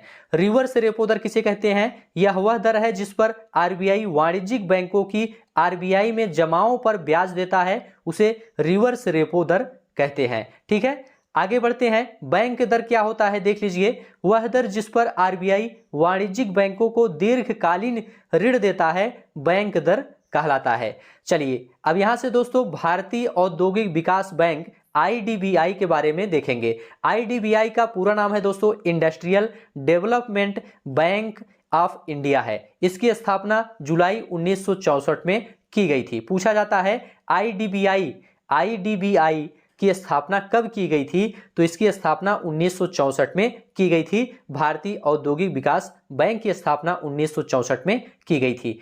राष्ट्रीय कृषि एवं ग्रामीण विकास बैंक नाबार्ड के बारे में थोड़ा सा देख लीजिए। इसका पूरा नाम national bank for agriculture and rural development है। नाबार्ड दोस्तों कृषि क्षेत्र को वित्त प्रदान करने वाली सर्वोच्च संस्था है। किस क्षेत्र को? कृषि क्षेत्र को वित्त प्रदान करने वाली सर्वोच्च संस्था कौन है? नाबार्ड है। ठीक है, चलिए आगे बढ़ते हैं। नाबार्ड की स्थापना दोस्तों 12 जुलाई 1982 को हुई थी। इसका मुख्यालय मुंबई में है। 12 जुलाई 1982 को नाबार्ड की स्थापना हुई थी। आगे बढ़ते हैं दोस्तों। राष्ट्रीय कृषि अनुसंधान प्रबंधन अकादमी हैदराबाद में अवस्थित है। इंपॉर्टेंट पॉइंट है, इसको याद रखिएगा, पूछा जाता है राष्ट्रीय कृषि अनुसंधान प्रबंधन अकादमी कहाँ अवस्थित है, तो हैदराबाद में अवस्थित है, इसे ध्यान रखिएगा। आगे बढ़ते हैं। सार्वजनिक क्षेत्र के बैंकों में स्टेट बैंक ऑफ इंडिया सबसे बड़ा व्यापारिक बैंक है। सबसे बड़ा व्यापारिक बैंक कौन सा है, पूछा जाता है, तो स्टेट बैंक ऑफ इंडिया है। ठीक है, भारतीय स्टेट बैंक भारत का पहला बैंक है जिसने चीन में अपनी प्रथम शाखा खोली है। चलिए आगे बढ़ते हैं। स्मार्ट मनी शब्द का प्रयोग क्रेडिट कार्ड के लिए किया जाता है, इसे याद रखिएगा। और प्लास्टिक मनी के उदाहरण है credit card, debit card, smart card एवं एटीएम, ये सभी प्लास्टिक मनी के उदाहरण हैं। प्लास्टिक मनी का सर्वप्रथम प्रयोग करता देश ऑस्ट्रेलिया है, इसे भी आप लोग याद रखिएगा। मध्य प्रदेश के देवास में करेंसी प्रिंटिंग प्रेस है, इसे आप लोग याद रखिएगा, इंपॉर्टेंट पॉइंट है, पूछा जाता है। 1 रुपए के नोट पर वित्त मंत्रालय के सचिव का हस्ताक्षर होता है, इसे भी याद रखिएगा। 1 रुपए के नोट पर वित्त मंत्रालय के सचिव का हस्ताक्षर होता है। अब यहां से दोस्तों हरित क्रांति, दुग्ध विकास एवं ऑपरेशन फ्लड और बैंकों का राष्ट्रीयकरण एवं सुधार से संबंधित टॉप 40 प्रश्नों को सॉल्व करेंगे। तो आप सभी लोग पूरा वीडियो ध्यान से देखिए और इन सभी प्रश्नों का उत्तर बताने का प्रयास करिए। पहला प्रश्न आपके सामने है, निम्नलिखित में से कौन सा बैंक भारत का केंद्रीय बैंक है? ऑप्शन आपके सामने है, state bank of India, bank of India, union bank of India, reserve bank of India. आप लोग जल्दी से बताइए, कमेंट करके बताइए यहाँ पर आपका राइट आंसर क्या है। तो देखिए दोस्तों, यहाँ पर आपका राइट आंसर है D option, reserve bank of India. देखिए दोस्तों, रिजर्व बैंक ऑफ इंडिया ये भारत का केंद्रीय बैंक है, इसलिए डी ऑप्शन आपका राइट है। चलिए आगे बढ़ते हैं। भारत में किसे बैंकों का बैंक कहा जाता है? इंपॉर्टेंट पॉइंट है, आप लोग बताइए किसे बैंकों का बैंक कहा जाता है? भारतीय रिजर्व बैंक, भारतीय state bank, bank of India, central bank of India. यहां पर आपका राइट आंसर क्या है? तो देखिए दोस्तों, यहां पर आपका राइट आंसर है ए ऑप्शन, भारतीय रिजर्व बैंक को बैंकों का बैंक कहा जाता है, इसलिए ए ऑप्शन आपका राइट है। आगे बढ़ते हैं दोस्तों, आरबीआई का मुख्यालय कहां स्थित है? इंपॉर्टेंट प्रश्न है, आप लोग बताइए यहां पर आपका राइट आंसर क्या है? ऑप्शन है दिल्ली, कोलकाता, मुंबई, चेन्नई। जल्दी से कमेंट करके बताइए यहां पर आपका राइट आंसर क्या है। तो देखिए दोस्तों, यहां पर आपका राइट आंसर है सी ऑप्शन, मुंबई। आरबीआई का मुख्यालय दोस्तों मुंबई में है, सी ऑप्शन आपका राइट है। चलिए अगला प्रश्न देखेंगे, सभी प्रश्न ध्यान से देखते हुए चलिए। भारत का केंद्रीय मुद्रा जारी करने वाला बैंक कौन है? ऑप्शन है सेंट्रल बैंक ऑफ इंडिया, भारतीय स्टेट बैंक, भारतीय reserve bank, bank of India. यहां पर आपका राइट आंसर क्या है? आप लोग जल्दी से कमेंट करके बताइए। तो देखिए दोस्तों, यहां पर आपका राइट आंसर है सी ऑप्शन, भारतीय रिजर्व बैंक। भारत का केंद्रीय मुद्रा दोस्तों भारतीय रिजर्व बैंक जारी करता है, इसलिए सी ऑप्शन आपका राइट है। चलिए आगे बढ़ते हैं। अगला प्रश्न है, इंपीरियल बैंक की स्थापना किस वर्ष की गई थी? ऑप्शन है 1955, 1921, 1930, 1935। यहां पर आपका राइट आंसर क्या है? आप लोग जल्दी से कमेंट करके बताइए। तो देखिए दोस्तों, यहां पर आपका राइट आंसर है बी ऑप्शन, 1921। इंपीरियल बैंक की स्थापना दोस्तों 1921 में की गई थी, इसलिए बी ऑप्शन आपका राइट है। चलिए अगला प्रश्न देखेंगे, निम्नलिखित में से कौन भारतीय मौद्रिक नीति के बारे में निर्णय लेता है? ऑप्शन आपके सामने है, भारत के गृह मंत्री, भारतीय रिजर्व बैंक, भारत के मुख्यमंत्री, अंतरराष्ट्रीय मौद्रिक कोष। यहां पर आपका राइट आंसर क्या है? आप लोग जल्दी से बताइए। तो देखिए दोस्तों, यहां पर आपका राइट आंसर है बी ऑप्शन, भारतीय रिजर्व बैंक। देखिए दोस्तों, भारतीय मौद्रिक नीति के बारे में निर्णय भारतीय रिजर्व बैंक लेता है, इसलिए बी ऑप्शन आपका राइट है। अगला प्रश्न है, मध्य प्रदेश में करेंसी प्रिंटिंग प्रेस कहां है? ऑप्शन आपके सामने है, आप लोग जल्दी से बताइए यहां पर आपका राइट आंसर क्या है? ऑप्शन है देवास, नीमच, होशंगाबाद, गुना। यहां पर आपका राइट आंसर है दोस्तों ए ऑप्शन, देवास। मध्य प्रदेश में करेंसी प्रिंटिंग प्रेस दोस्तों देवास में है, ए ऑप्शन आपका राइट है। अगला प्रश्न देखेंगे, राष्ट्रीयकरण से पहले भारतीय स्टेट बैंक का क्या नाम था? ऑप्शन आपके सामने है, आप लोग बताइए यहां पर आपका राइट आंसर क्या है। तो देखिए दोस्तों, राष्ट्रीयकरण से पहले भारतीय स्टेट बैंक का नाम इंपीरियल बैंक ऑफ इंडिया था। क्या था? इंपीरियल बैंक ऑफ इंडिया था, इसलिए ए ऑप्शन आपका यहां पर राइट है। चलिए आगे बढ़ते हैं, भारतीय स्टेट बैंक की स्थापना किस वर्ष हुई? मोस्ट इंपोर्टेंट प्रश्न है, यहां पर आपका राइट आंसर क्या है? ऑप्शन है 1954, 1955, 1956, 1957। यहां पर आपका राइट आंसर क्या है? आप लोग जल्दी से कमेंट करके बताइए। तो देखिए दोस्तों, यहां पर आपका राइट आंसर है बी ऑप्शन, 1955।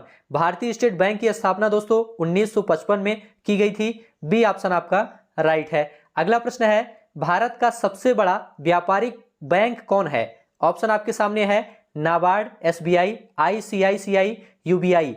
यहां पर आपका राइट आंसर क्या है? आप लोग जल्दी से कमेंट करके बताइए। तो देखिए दोस्तों, यहां पर आपका राइट आंसर है बी ऑप्शन, एसबीआई। भारत का सबसे बड़ा व्यापारिक बैंक एसबीआई है, इसे आप लोग याद रखिएगा। अगला प्रश्न है दोस्तों, भारतीय स्टेट बैंक का मुख्यालय कहां स्थित है? मुंबई में, नई दिल्ली में, अहमदाबाद में, चेन्नई में। आप लोग जल्दी से कमेंट करके बताइए यहां पर आपका राइट आंसर क्या है। तो देखिए दोस्तों, यहाँ पर आपका राइट आंसर है ए ऑप्शन मुंबई। भारतीय स्टेट बैंक का मुख्यालय दोस्तों मुंबई में स्थित है, इसलिए ए ऑप्शन आपका राइट है। अगला प्रश्न है नाबार्ड संबंधित है। नाबार्ड किससे संबंधित है आपको यह बताना है। ऑप्शन आपके सामने है, आप लोग जल्दी से कमेंट करके बताइए यहाँ पर आपका राइट आंसर क्या है। तो देखिए दोस्तों, नाबार्ड जो है ये राष्ट्रीय कृषि एवं ग्रामीण विकास बैंक से संबंधित है, इसलिए सी ऑप्शन आपका यहाँ पर राइट हो जाएगा, राष्ट्रीय कृषि एवं ग्रामीण विकास बैंक। चलिए आगे बढ़ते हैं। अगला प्रश्न है भारतीय रिजर्व बैंक का राष्ट्रीयकरण किस वर्ष हुआ था। इंपॉर्टेंट प्रश्न है, यहां पर आपका राइट आंसर क्या है आप लोग जल्दी से कमेंट करके बताइए। तो देखिए दोस्तों, यहां पर आपका राइट आंसर है डी ऑप्शन 1949। भारतीय रिजर्व बैंक का राष्ट्रीयकरण दोस्तों 1949 में किया गया था, डी ऑप्शन आपका राइट है। अगला प्रश्न देखेंगे, बैंक दर वह दर है जिस पर, बैंक दर वह दर है जिस पर एक बैंक पब्लिक को उधार देता है, या आरबीआई पब्लिक को उधार देता है, या आरबीआई वाणिज्यिक बैंकों को उधार देता है, या भारत सरकार अन्य देशों को उधार देती है। यहां पर आपका राइट आंसर क्या है आप लोग जल्दी से कमेंट करके बताइए। तो देखिए दोस्तों, यहां पर आपका राइट आंसर है सी ऑप्शन, आरबीआई वाणिज्यिक बैंकों को उधार देता है। बैंक दर वह दर है जिस पर आरबीआई वाणिज्यिक बैंकों को उधार देता है, इसलिए सी ऑप्शन आपका राइट है। आगे बढ़ते हैं, 1 रुपए के नोट पर किसके हस्ताक्षर होते हैं। मोस्ट इंपोर्टेंट प्रश्न है, यहां पर आपका राइट आंसर क्या है आप लोग जल्दी से कमेंट करके बताइए। तो देखिए दोस्तों, यहां पर आपका राइट आंसर है सी ऑप्शन, वित्त मंत्रालय के सचिव। 1 रुपए के नोट पर दोस्तों वित्त मंत्रालय के सचिव का हस्ताक्षर होता है, बाकी सभी नोटों पर रिजर्व बैंक के गवर्नर का हस्ताक्षर होता है। चलिए आगे बढ़ते हैं। अगला प्रश्न है, किस वर्ष नाबार्ड की स्थापना हुई थी। किस वर्ष नाबार्ड की स्थापना हुई थी आपको यह बताना है। ऑप्शन आपके सामने है, आप लोग जल्दी से कमेंट करके बताइए यहां पर आपका राइट आंसर क्या है। तो देखिए दोस्तों, यहां पर आपका राइट आंसर है बी ऑप्शन 1982। नाबार्ड की स्थापना दोस्तों 1982 में की गई थी, इसे आप लोग याद रखिएगा। चलिए आगे बढ़ते हैं। भारत में बैंकों का पहली बार राष्ट्रीयकरण कब हुआ था। मोस्ट इंपोर्टेंट प्रश्न है, यहां पर आपका राइट आंसर क्या है आप लोग जल्दी से कमेंट करके बताइए। तो देखिए दोस्तों, यहां पर आपका राइट आंसर है सी ऑप्शन 1969 में। भारत में बैंकों का पहली बार राष्ट्रीयकरण 1969 में किया गया था, इसलिए सी ऑप्शन आपका राइट है। चलिए आगे बढ़ते हैं दोस्तों, सभी प्रश्न ध्यान से देखते हुए चलिए, ये सभी प्रश्न काफी ज्यादा इंपॉर्टेंट हैं। कौन सा बैंक कृषि एवं ग्रामीण वित्त की आवश्यकताओं तक सीमित है। ऑप्शन आपके सामने है, आप लोग बताइए यहां पर आपका राइट आंसर क्या है। तो देखिए दोस्तों, यहां पर आपका राइट आंसर है डी ऑप्शन, नाबार्ड। नाबार्ड दोस्तों ये कृषि एवं ग्रामीण वित्त की आवश्यकताओं तक सीमित है, इसलिए डी ऑप्शन आपका राइट है। नाबार्ड का फुल फॉर्म होता है दोस्तों national bank for agriculture and rural development. Hindi में इसे दोस्तों राष्ट्रीय कृषि एवं ग्रामीण विकास बैंक कहते हैं। आगे बढ़ते हैं दोस्तों, भारतीय औद्योगिक विकास बैंक आईडीबीआई की स्थापना कब की गई थी। इंपॉर्टेंट प्रश्न है, यहां पर आपका राइट आंसर क्या है। तो देखिए दोस्तों, यहां पर आपका राइट आंसर है ए ऑप्शन 1964 में। भारतीय औद्योगिक विकास बैंक आईडीबीआई की स्थापना दोस्तों 1964 में की गई थी, इसे आप लोग ध्यान रखिएगा। आईडीबीआई का फुल फॉर्म क्या होता है, इसका फुल फॉर्म होता है दोस्तों industrial development bank of India. ठीक है, हिंदी में इसे भारतीय औद्योगिक विकास बैंक कहते हैं। चलिए आगे बढ़ते हैं दोस्तों, अगला प्रश्न देखेंगे, भारतीय रिजर्व बैंक की स्थापना कब हुई थी। इंपॉर्टेंट प्रश्न है, यहां पर आपका राइट आंसर क्या है आप लोग जल्दी से कमेंट करके बताइए। तो देखिए दोस्तों, यहां पर आपका राइट आंसर हो जाएगा सी ऑप्शन 1935 में। भारतीय रिजर्व बैंक की स्थापना 1935 में हुई थी, इसे आप लोग ध्यान रखिएगा। और 1949 में इसका राष्ट्रीयकरण किया गया था भारतीय रिजर्व बैंक का। चलिए आगे बढ़ते हैं, सबसे पहले कितने बैंकों का राष्ट्रीयकरण किया गया था। इंपॉर्टेंट प्रश्न है, आप लोग बताइए यहां पर आपका राइट आंसर क्या है। ऑप्शन है 14, 15, 16, 17। यहां पर आपका राइट आंसर है दोस्तों ए ऑप्शन 14। सबसे पहले दोस्तों 14 निजी बैंकों का राष्ट्रीयकरण किया गया था, इसलिए ए ऑप्शन आपका यहां पर राइट हो जाएगा। कब किया गया था, 1969 में। ठीक है, इसे भी याद रखिएगा, 1969 में 14 निजी बैंकों का राष्ट्रीयकरण किया गया था, इसलिए ए ऑप्शन आपका राइट है। अगला प्रश्न देखेंगे, 15 अप्रैल 1980 को और कितने वाणिज्यिक बैंकों का राष्ट्रीयकरण किया गया था? ऑप्शन आपके सामने है, आप लोग बताइए यहां पर आपका राइट आंसर क्या है। तो देखिए दोस्तों, यहां पर आपका राइट आंसर है ए ऑप्शन 6। 15 अप्रैल 1980 को 6 वाणिज्यिक बैंकों का राष्ट्रीयकरण किया गया था, इसलिए ए ऑप्शन आपका राइट है। अगला प्रश्न है दोस्तों, भारत में हरित क्रांति किस क्षेत्र में सर्वाधिक सफल रही? ऑप्शन आपके सामने है, आप लोग जल्दी से बताइए यहां पर आपका राइट आंसर क्या है। तो देखिए दोस्तों, यहां पर आपका राइट आंसर है बी ऑप्शन, गेहूं और चावल। भारत में हरित क्रांति गेहूं और चावल में सर्वाधिक सफल रही, इसलिए बी ऑप्शन आपका राइट है। चलिए आगे बढ़ते हैं। अगला प्रश्न है, भारत में हरित क्रांति का सर्वाधिक प्रभाव किस फसल पर पड़ा था? ऑप्शन आपके सामने है, आप लोग बताइए यहां पर आपका राइट आंसर क्या है। तो देखिए दोस्तों, यहां पर आपका राइट आंसर है ए ऑप्शन, गेहूं। भारत में हरित क्रांति का सर्वाधिक प्रभाव गेहूं फसल पर पड़ा था, इसलिए ए ऑप्शन आपका राइट है। आगे बढ़ते हैं। हरित क्रांति के दौरान मोटे अनाजों और दलहन का उत्पादन तेजी से बढ़ा या घटा या अपरिवर्तित रहा या 3 गुना बढ़ा? यहां पर आपका राइट आंसर क्या है?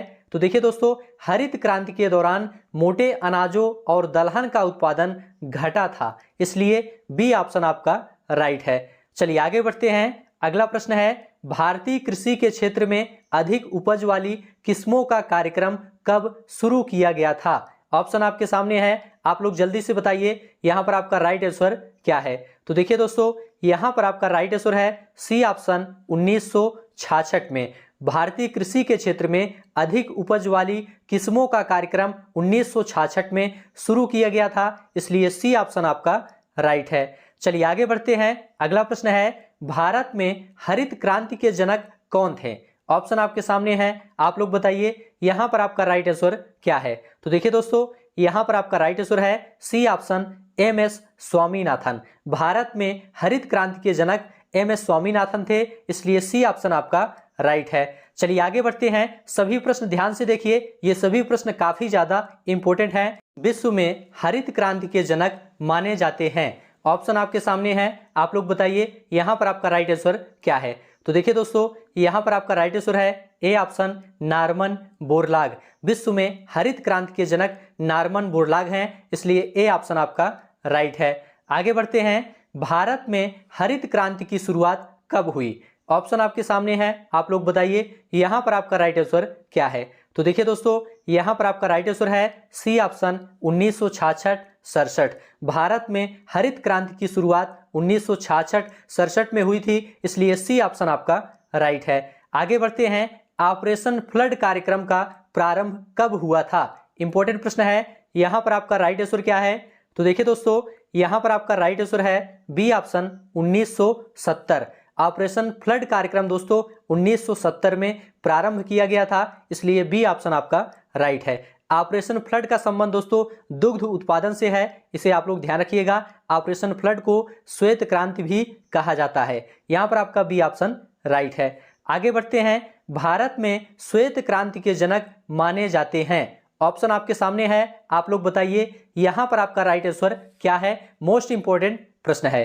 तो देखिए दोस्तों, भारत में श्वेत क्रांति के जनक डॉक्टर वर्गीज कुरियन हैं, इसलिए ए ऑप्शन आपका राइट है। चलिए आगे बढ़ते हैं। अगला प्रश्न है, नीली क्रांति का संबंध निम्नलिखित में से किससे है? ऑप्शन आपके सामने है, आप लोग बताइए यहां पर आपका राइट आंसर क्या है। तो देखिए दोस्तों, यहां पर आपका राइट आंसर है सी ऑप्शन, मत्स्य पालन से। नीली क्रांति का संबंध दोस्तों मत्स्य पालन से है, इसलिए सी ऑप्शन आपका राइट है। आगे बढ़ते हैं। निम्नलिखित में से किस क्रांति ने तिलहनों के उत्पादन में वृद्धि उत्पन्न की? ऑप्शन आपके सामने है, आप लोग बताइए यहां पर आपका राइट आंसर क्या है। तो देखिए दोस्तों, यहां पर आपका राइट आंसर है डी ऑप्शन, पीली क्रांति। पीली क्रांति ने दोस्तों तिलहनों के उत्पादन में वृद्धि उत्पन्न की थी, इसलिए डी ऑप्शन आपका राइट है। आगे बढ़ते हैं। ऑपरेशन फ्लड कार्यक्रम किस पर केंद्रित था? इंपॉर्टेंट प्रश्न है, यहां पर आपका राइट आंसर क्या है, आप लोग जल्दी से कमेंट करके बताइए। तो देखिए दोस्तों, यहां पर आपका राइट आंसर है सी ऑप्शन, दुग्ध उत्पादन बढ़ाने के लिए। ऑपरेशन फ्लड कार्यक्रम दोस्तों दुग्ध उत्पादन बढ़ाने पर केंद्रित था, इसलिए सी ऑप्शन आपका राइट है। देखिए दोस्तों, ऑपरेशन फ्लड 1970 में शुरू किया गया था, इसे आप लोग ध्यान रखिएगा। आगे बढ़ते हैं, खाद्य एवं कृषि संगठन का मुख्यालय स्थित है, कहाँ स्थित है आपको यह बताना है। ऑप्शन है न्यूयॉर्क, पेरिस, जिनेवा, रोम। यहाँ पर आपका राइट आंसर क्या है, जल्दी से कमेंट करके बताइए। तो देखिए दोस्तों, यहाँ पर आपका राइट आंसर है डी ऑप्शन, रोम। देखिए दोस्तों, खाद्य एवं कृषि संगठन का मुख्यालय रोम में स्थित है, इसलिए डी ऑप्शन आपका राइट है। FAO इसका फुल फॉर्म होता है दोस्तों food and agriculture organisation, Hindi में खाद्य एवं कृषि संगठन कहते हैं। चलिए आगे बढ़ते हैं, अगला प्रश्न देखेंगे। विश्व में दुग्ध उत्पादन के क्षेत्र में भारत का स्थान है, कौन सा स्थान है, प्रथम, द्वितीय, तृतीय या चतुर्थ। यहाँ पर आपका राइट आंसर क्या है, तो देखिए दोस्तों, यहाँ पर आपका राइट आंसर है ए ऑप्शन, प्रथम। विश्व में दुग्ध उत्पादन के क्षेत्र में भारत का पहला स्थान है, इसलिए ए ऑप्शन आपका राइट है। आगे बढ़ते हैं, डॉक्टर नॉर्मन बोरलॉग किस देश से थे। ऑप्शन है स्पेन, मैक्सिको, अमेरिका, ऑस्ट्रिया। यहाँ पर आपका राइट आंसर क्या है, आप लोग जल्दी से कमेंट करके बताइए। तो देखिए दोस्तों, यहाँ पर आपका राइट आंसर है C option, America. Doctor Norman Borlaug America के निवासी थे, इसलिए सी ऑप्शन आपका राइट है। आगे बढ़ते हैं, भारतीय दलहन शोध संस्थान स्थित है, कहाँ स्थित है, इलाहाबाद, फैजाबाद, कानपुर, इंदौर। यहाँ पर आपका राइट आंसर क्या है, आप लोग जल्दी से कमेंट करके बताइए। तो देखिए दोस्तों, यहाँ पर आपका राइट आंसर है सी ऑप्शन, कानपुर। भारतीय दलहन शोध संस्थान दोस्तों कानपुर में है, इसलिए सी ऑप्शन आपका राइट है। इंपॉर्टेंट प्रश्न है, इसको आप लोग ध्यान रखिएगा। आगे बढ़ते हैं, स्वर्णिम क्रांति किससे संबंधित है। ऑप्शन आपके सामने है रेशम कीट पालन, उद्यान कृषि, मधुमक्खी पालन, अंगूरोत्पादन। यहाँ पर आपका राइट आंसर क्या है, आप लोग जल्दी से बताइए। तो देखिए दोस्तों, यहाँ पर आपका राइट आंसर है बी ऑप्शन, उद्यान कृषि से। स्वर्णिम क्रांति दोस्तों उद्यान कृषि से संबंधित है, बी ऑप्शन आपका यहाँ पर राइट है। अगला प्रश्न देखेंगे, राष्ट्रीय कृषि अनुसंधान प्रबंधन अकादमी अवस्थित है, कहाँ अवस्थित है आपको यह बताना है, आप लोग बताइए। यहाँ पर आपका राइट आंसर क्या है, तो देखिए दोस्तों, यहाँ पर आपका राइट आंसर है बी ऑप्शन, हैदराबाद। राष्ट्रीय कृषि अनुसंधान प्रबंधन अकादमी हैदराबाद में अवस्थित है, इसलिए बी ऑप्शन आपका राइट है। अब यहाँ से दोस्तों वर्ष 1991 में आर्थिक सुधार तथा उसके बाद की अर्थव्यवस्था और वर्ष 2014 के बाद आर्थिक सुधार से संबंधित महत्वपूर्ण तथ्य को देखेंगे। उसके बाद इसी से संबंधित ऑब्जेक्टिव प्रश्न को सॉल्व करेंगे। तो इसे भी आप लोग ध्यान से देखिए, क्योंकि यह भी आपके सिलेबस में दिया गया है। तो चलिए शुरू करते हैं। देखिए दोस्तों, प्रधानमंत्री PV नरसिम्हा राव एवं वित्त मंत्री मनमोहन सिंह ने जुलाई 1991 में आर्थिक सुधार की प्रक्रिया शुरू की। देखिए दोस्तों, PV नरसिम्हा राव के समय में वित्त मंत्री मनमोहन सिंह थे। ये दोनों लोग मिलकर जुलाई 1991 में आर्थिक सुधार की प्रक्रिया शुरू की। चलिए आगे बढ़ते हैं। आर्थिक सुधारों का लक्ष्य अर्थव्यवस्था को अधिक बाजार और सेवा उन्मुख बनाना और निजी तथा विदेशी निवेश की भूमिका का विस्तार करना था। नेक्स्ट है दोस्तों, सभी पॉइंट ध्यान से आप लोग देखते हुए चलिए। विदेशी मुद्रा भंडार असहनीय स्तर तक गिर गया था। सरकार बड़े पैमाने पर कर चोरी के कारण कराधान से राजस्व उत्पन्न करने में सक्षम नहीं थी और सार्वजनिक क्षेत्र में भी उच्च आय की रिपोर्ट नहीं कर रहा था, जिसके कारण 1991 में नई आर्थिक नीति की शुरुआत को प्रेरित किया। चलिए सभी पॉइंट ध्यान से समझते हुए चलिए। 1991 में नई आर्थिक नीति के शुरुआत के साथ सबसे जरूरी समस्या विदेशी मुद्रा संकट था। पूछा जाता है 1991 में नई आर्थिक नीति की शुरुआत के साथ सबसे जरूरी समस्या क्या थी, तो विदेशी मुद्रा संकट था। चलिए आगे बढ़ते हैं। भारत सरकार ने उदारीकरण की नीति 1991 में पेश की, जिसे नई आर्थिक नीति या NEP के रूप में जाना जाता है। देखिए दोस्तों, पूछा जाता है भारत सरकार ने उदारीकरण की नीति कब पेश की, तो इसका जवाब है 1991 में। नेक्स्ट पॉइंट है 1991 में आर्थिक नीतियों के उदारीकरण के बाद भारत में विश्व व्यापार में भारत के निर्यात का हिस्सा बढ़ा और FDI में वृद्धि हुई तथा भारत के विदेशी मुद्रा भंडार में काफी वृद्धि हुई। सभी पॉइंट ध्यान से आप लोग देखते हुए चलिए। 1991 में नई आर्थिक नीति के अंतर्गत औद्योगिक सुधार, कर सुधार और वित्तीय सुधार किया गया। चलिए अगला पॉइंट है दोस्तों, 1991 में NEP की शुरुआत तत्कालीन केंद्रीय वित्त मंत्री मनमोहन सिंह ने की थी। पूछा जाता है, इसे आप लोग ध्यान रखिएगा। अगला पॉइंट है NEP के तहत किए गए उपायों को आर्थिक सुधार कहा जाता है। और प्लान्ड इकोनॉमी फॉर इंडिया पुस्तक एम विश्वेश्वरैया द्वारा लिखी गई है। पूछा जाता है एग्जाम में, इसे याद रखिएगा। राजकोषीय घाटा तब उत्पन्न होता है जब सरकारी व्यय सरकारी राजस्व से अधिक होता है, इसीलिए शेष राशि को उधार के माध्यम से पूरा किया जाता है। तो राजकोषीय घाटा किसे कहते हैं, इसे आप लोग ध्यान से देख लीजिए। आगे बढ़ते हैं। विदेशी मुद्रा भंडार देश के केंद्रीय बैंक द्वारा रखे गए विदेशी मुद्राओं के स्टॉक को संदर्भित करता है। इसे भी आप लोग ध्यान रखिएगा। सभी पॉइंट इंपॉर्टेंट है, ध्यान से आप लोग देखते हुए चलिए। इसके बाद इसी से रिलेटेड ऑब्जेक्टिव प्रश्न आपको देखने को मिलेगा।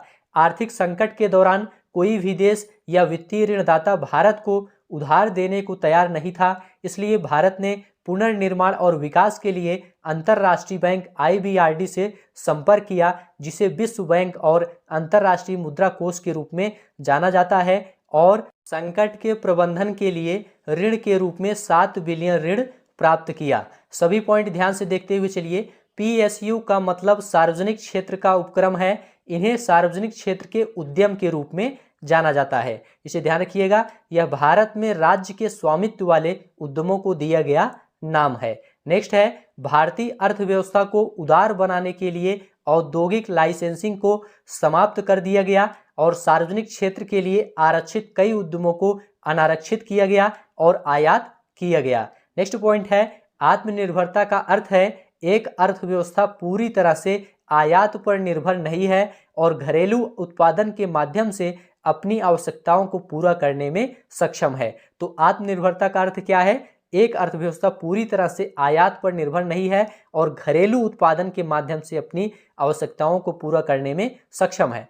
भारत के अधिकांश राज्यों में वैट 2005 में लागू किया गया। पूछा जाता है भारत के अधिकांश राज्यों में वैट कब लागू किया गया? 2005 में।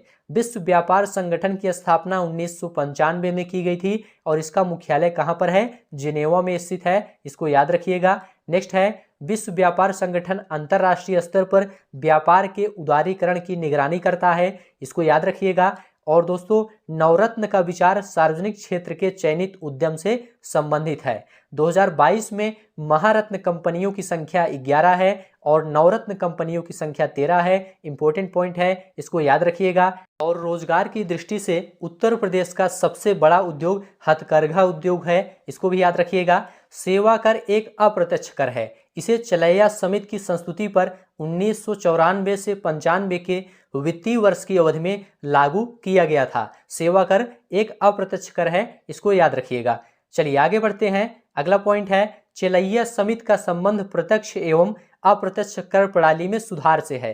पूछा जाता है चलैया समिति का संबंध किससे है? तो प्रत्यक्ष एवं अप्रत्यक्ष कर प्रणाली में सुधार से है, इसे ध्यान रखिएगा। सीमा शुल्क केंद्र सरकार द्वारा आयात या निर्यात पर लगाया जाने वाला कर है। उत्पाद शुल्क, बिक्री कर, सीमा शुल्क, सेवा कर, ये सभी अप्रत्यक्ष कर हैं, इनको याद रखिएगा। और आयकर, निगम कर एवं संपत्ति कर, ये सभी क्या हैं? प्रत्यक्ष कर हैं। यहां से प्रश्न पूछा जाता है। राजकोषीय उत्तरदायित्व और बजट प्रबंधन अधिनियम 26 अगस्त 2003 को अधिनियमित किया गया, जो 5 जुलाई 2004 से प्रभावी है, इसको याद रखिएगा। नेक्स्ट है, भारत में न्यूनतम वैकल्पिक कर मैट का समावेश 1996 से 97 में किया गया था। नेक्स्ट पॉइंट है दोस्तों, भारत निर्माण कार्यक्रम केंद्र सरकार द्वारा वर्ष 2005 में प्रारंभ किया गया। भारत निर्माण योजना में ग्रामीण क्षेत्रों में विद्युत, सड़क, पेयजल, दूरसंचार, सिंचाई एवं निर्धन आवासों का निर्माण शामिल थे। चलिए आगे बढ़ते हैं। राष्ट्रीय ग्रामीण रोजगार गारंटी योजना 2 फरवरी 2006 से प्रारंभ की गई है, इसे याद रखिएगा। और 2 अक्टूबर 2009 को राष्ट्रीय ग्रामीण रोजगार गारंटी अधिनियम का पुनर्नामकरण करके क्या किया गया? महात्मा गांधी राष्ट्रीय रोजगार गारंटी अधिनियम कर दिया गया। ठीक है। और स्टाम्प शुल्क का आरोपण केंद्र करता है, किंतु उसका संग्रह और विनियोजन राज्य करते हैं, मतलब व्यय राज्य करता है। चलिए आगे बढ़ते हैं। प्राथमिक घाटे को प्राप्त करने के लिए राजकोषीय घाटे में से ब्याज अदायगियों को घटा दिया जाता है, तब प्राथमिक घाटा प्राप्त होता है। सभी घाटों में राजकोषीय घाटा जो होता है ये सबसे बड़ा होता है, इसे याद रखिएगा। नेक्स्ट है, उत्तर प्रदेश में बिक्री कर को व्यापार कर कहा जाता है। बिक्री कर को व्यापार कर कहा जाता है। नेक्स्ट पॉइंट है, यहाँ से दोस्तों वर्ष 2014 के बाद के आर्थिक सुधार देखेंगे, तो इसे भी आप लोग ध्यान से देखते हुए चलिए, इसके बाद ऑब्जेक्टिव प्रश्नों को सॉल्व करेंगे। देखिए दोस्तों, 2014 में नरेंद्र मोदी ने प्रधानमंत्री जन धन योजना और 2016 में इंसॉल्वेंसी और बैंकरप्सी कोड यानी दिवाला कानून जैसे सुधार लागू किए, और इसके साथ वह जोखिम भरे सुधारों को भी आगे बढ़ाने में सफल रहे। इसीलिए उन्होंने विरोध के बावजूद 2016 में नोटबंदी और 2017 में गुड्स और सर्विसेज टैक्स लागू किया। सभी पॉइंट ध्यान से आप लोग देखते हुए चलिए। जीएसटी देश की आज़ादी के बाद से सबसे पेचीदा आर्थिक कानून था और 8 नवंबर 2016 को भारत सरकार ने महात्मा गांधी श्रृंखला के सभी 500 रुपये और 1000 रुपये के नोटों के विमुद्रीकरण की घोषणा की। इसने विमुद्रीकृत बैंक नोटों के बदले में 500 रुपये और 2000 रुपये के नए नोट जारी करने की भी घोषणा की। आगे है दोस्तों, प्रधानमंत्री नरेंद्र मोदी ने दावा किया कि कार्रवाई कैशलेस लेन देन में वृद्धि करेगी और अवैध गतिविधियों और आतंकवाद को निधि देने के लिए अवैध और नकली नकदी के उपयोग को कम करेगी। नेक्स्ट पॉइंट है दोस्तों, प्रधानमंत्री जन धन योजना, संक्षेप में इसे PMJDY कहा जाता है, भारत में वित्तीय समावेशन पर राष्ट्रीय मिशन है। प्रधानमंत्री जन धन योजना क्या है? भारत में वित्तीय समावेशन पर एक राष्ट्रीय मिशन है और जिसका उद्देश्य देश भर में सभी परिवारों को बैंकिंग सुविधाएं मुहैया कराना और हर परिवार का बैंक खाता खोलना है जन धन योजना के अंतर्गत। नेक्स्ट है, इस योजना की घोषणा 15 अगस्त 2014 को तथा इसका शुभारंभ 28 अगस्त 2014 को भारतीय प्रधानमंत्री श्री नरेंद्र मोदी ने किया। नेक्स्ट पॉइंट है, इस परियोजना की औपचारिक शुरुआत से पहले प्रधानमंत्री ने सभी बैंकों को ईमेल भेजा जिसमें उन्होंने हर परिवार के लिए बैंक खाता को एक राष्ट्रीय प्राथमिकता घोषित किया और 7 करोड़ से भी अधिक परिवारों को इस योजना में प्रवेश देने और उनका खाता खोलने के लिए सभी बैंकों को कमर कसने को कहा था। चलिए अगला पॉइंट है, योजना के उद्घाटन के दिन ही 1.5 करोड़ बैंक खाते खोले गए। नेक्स्ट है जीएसटी। यहां से दोस्तों जीएसटी के बारे में देखेंगे, उसके बाद ऑब्जेक्टिव प्रश्नों को सॉल्व करेंगे। जीएसटी का फुल फॉर्म होता है goods and services tax, Hindi में इसे वस्तु एवं सेवा कर कहते हैं। जीएसटी एक महत्वपूर्ण अप्रत्यक्ष कर व्यवस्था है, इसको ध्यान रखिएगा। और सबसे पहले जीएसटी लागू करने का सुझाव विजय केलकर समिति ने दिया था। पूछा जाता है सबसे पहले जीएसटी लागू करने का सुझाव किसने दिया था? तो विजय केलकर समिति ने दिया था। और 122वां संविधान संशोधन बिल संसद में लाया गया जीएसटी के लिए। 101वें संविधान संशोधन द्वारा जीएसटी को संविधान में जोड़ा गया और इसे 1 जुलाई 2017 को लागू कर दिया गया। पूछा जाता है जीएसटी कब लागू हुआ? तो 1 जुलाई 2017 को लागू हुआ।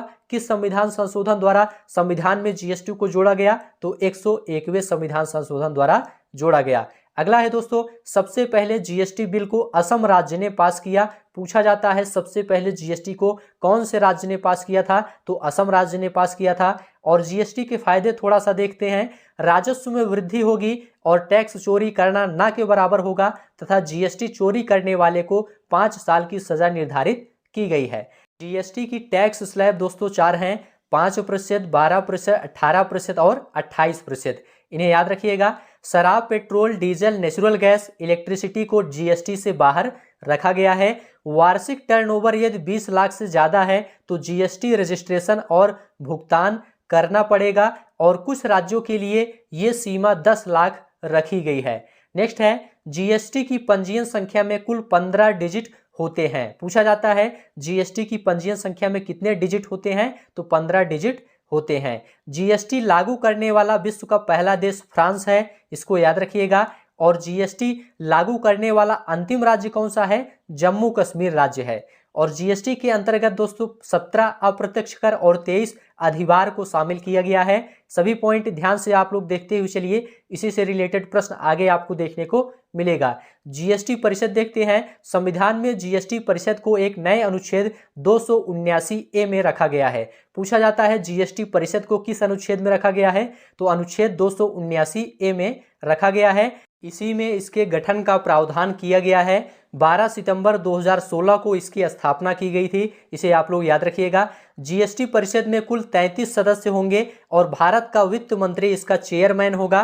केंद्रीय राज्य मंत्री और राज्यों के वित्त मंत्री भी होंगे। तो जीएसटी परिषद में कुल 33 सदस्य होंगे और वित्त मंत्री इसका चेयरमैन होगा। जीएसटी परिषद में राज्यों को 2/3 और केंद्र को 1/3 वोट का अधिकार दिया गया है और जीएसटी की अवधारणा कनाडा देश से संबंधित है। यहां तक दोस्तों आपका थ्योरी सेक्शन पूरा कंप्लीट हो गया। अब यहां से टॉप 40 प्रश्नों को सॉल्व करेंगे। आप लोग सभी प्रश्नों को ध्यान से देखिए और सभी प्रश्नों का उत्तर बताने का प्रयास करिए। पहला प्रश्न आपके सामने है, भारत में आर्थिक सुधार के उपायों को औपचारिक रूप से पेश किया गया था। कब पेश किया गया था आपको यह बताना है। ऑप्शन आपके सामने है, आप लोग बताइए यहां पर आपका राइट आंसर क्या है।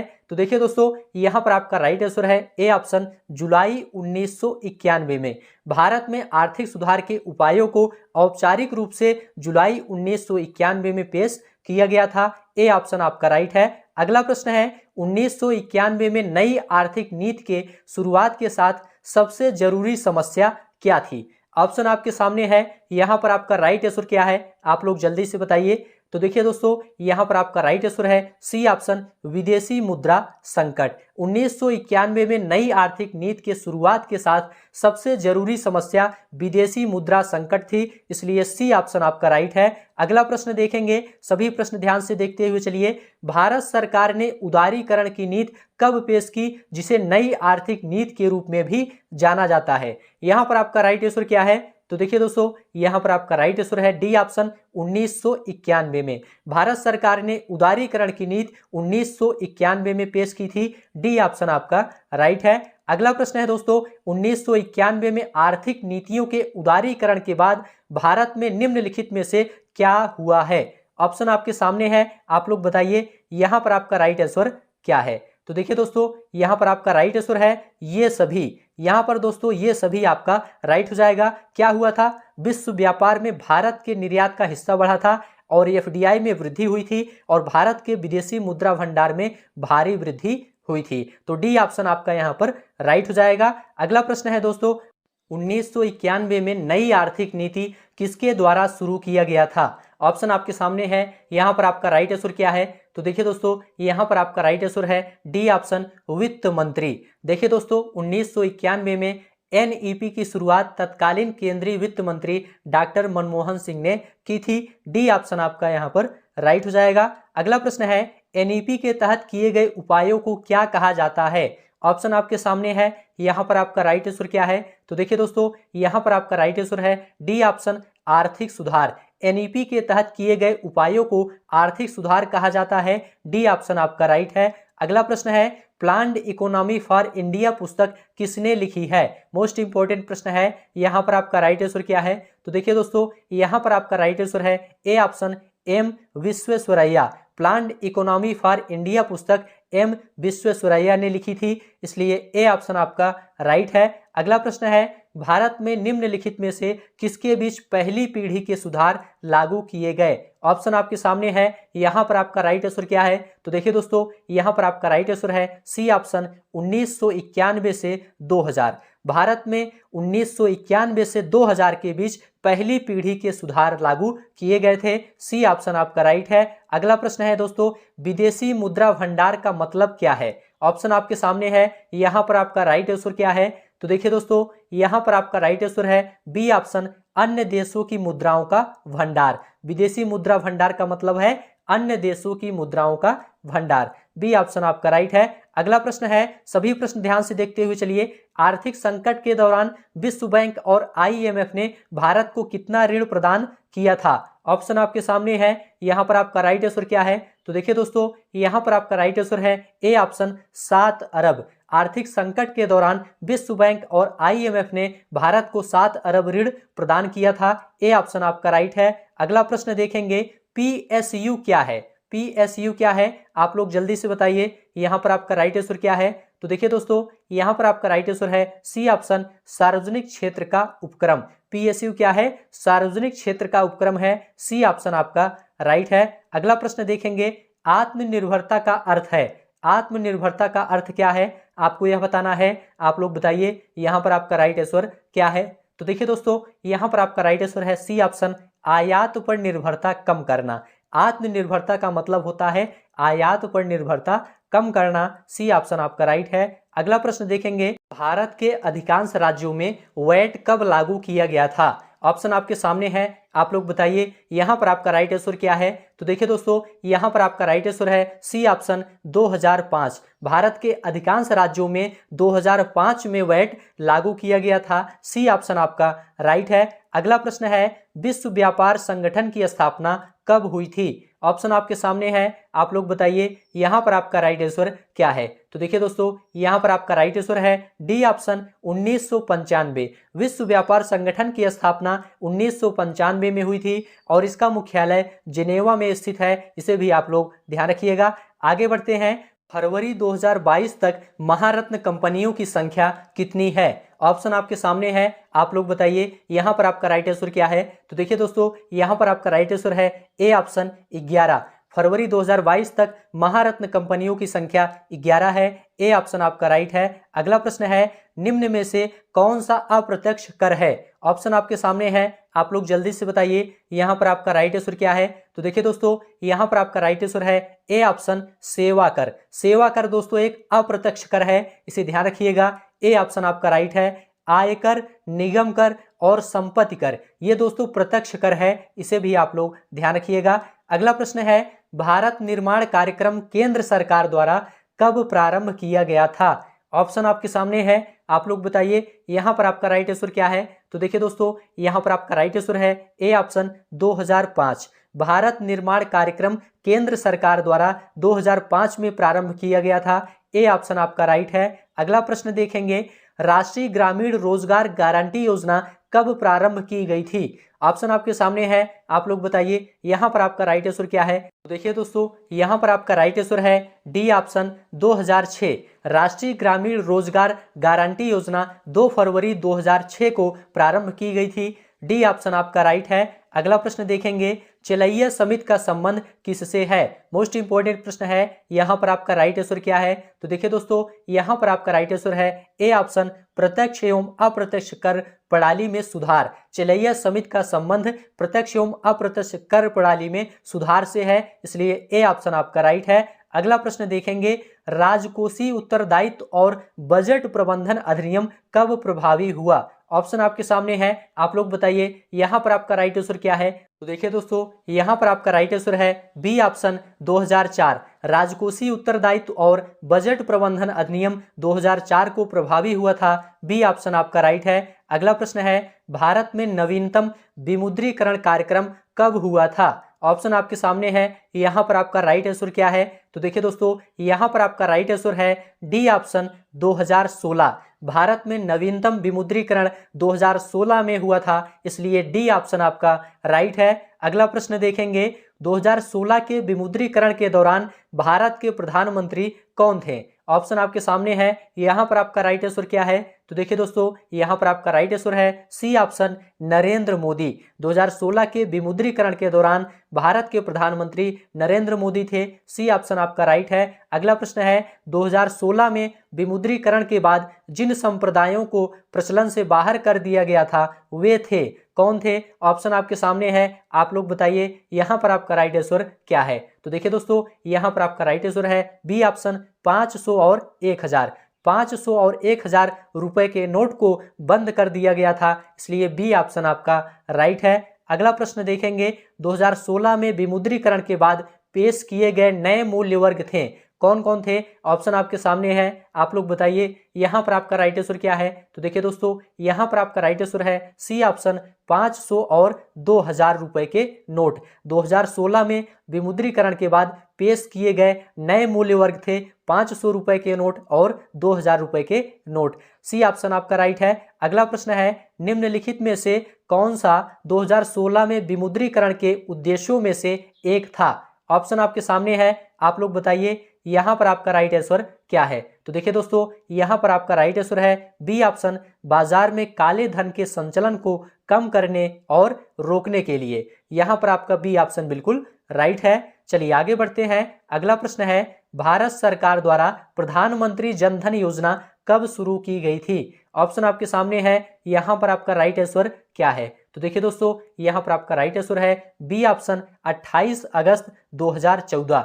भारत सरकार द्वारा प्रधानमंत्री जनधन योजना 28 अगस्त 2014 को शुरू की गई थी, इसलिए बी ऑप्शन आपका राइट है। आगे बढ़ते हैं, अगला प्रश्न है, प्रधानमंत्री जनधन योजना निम्नलिखित में से किस वित्तीय सेवा तक पहुंच प्रदान करती है? ऑप्शन आपके सामने है, आप लोग बताइए यहाँ पर आपका राइट आंसर क्या है?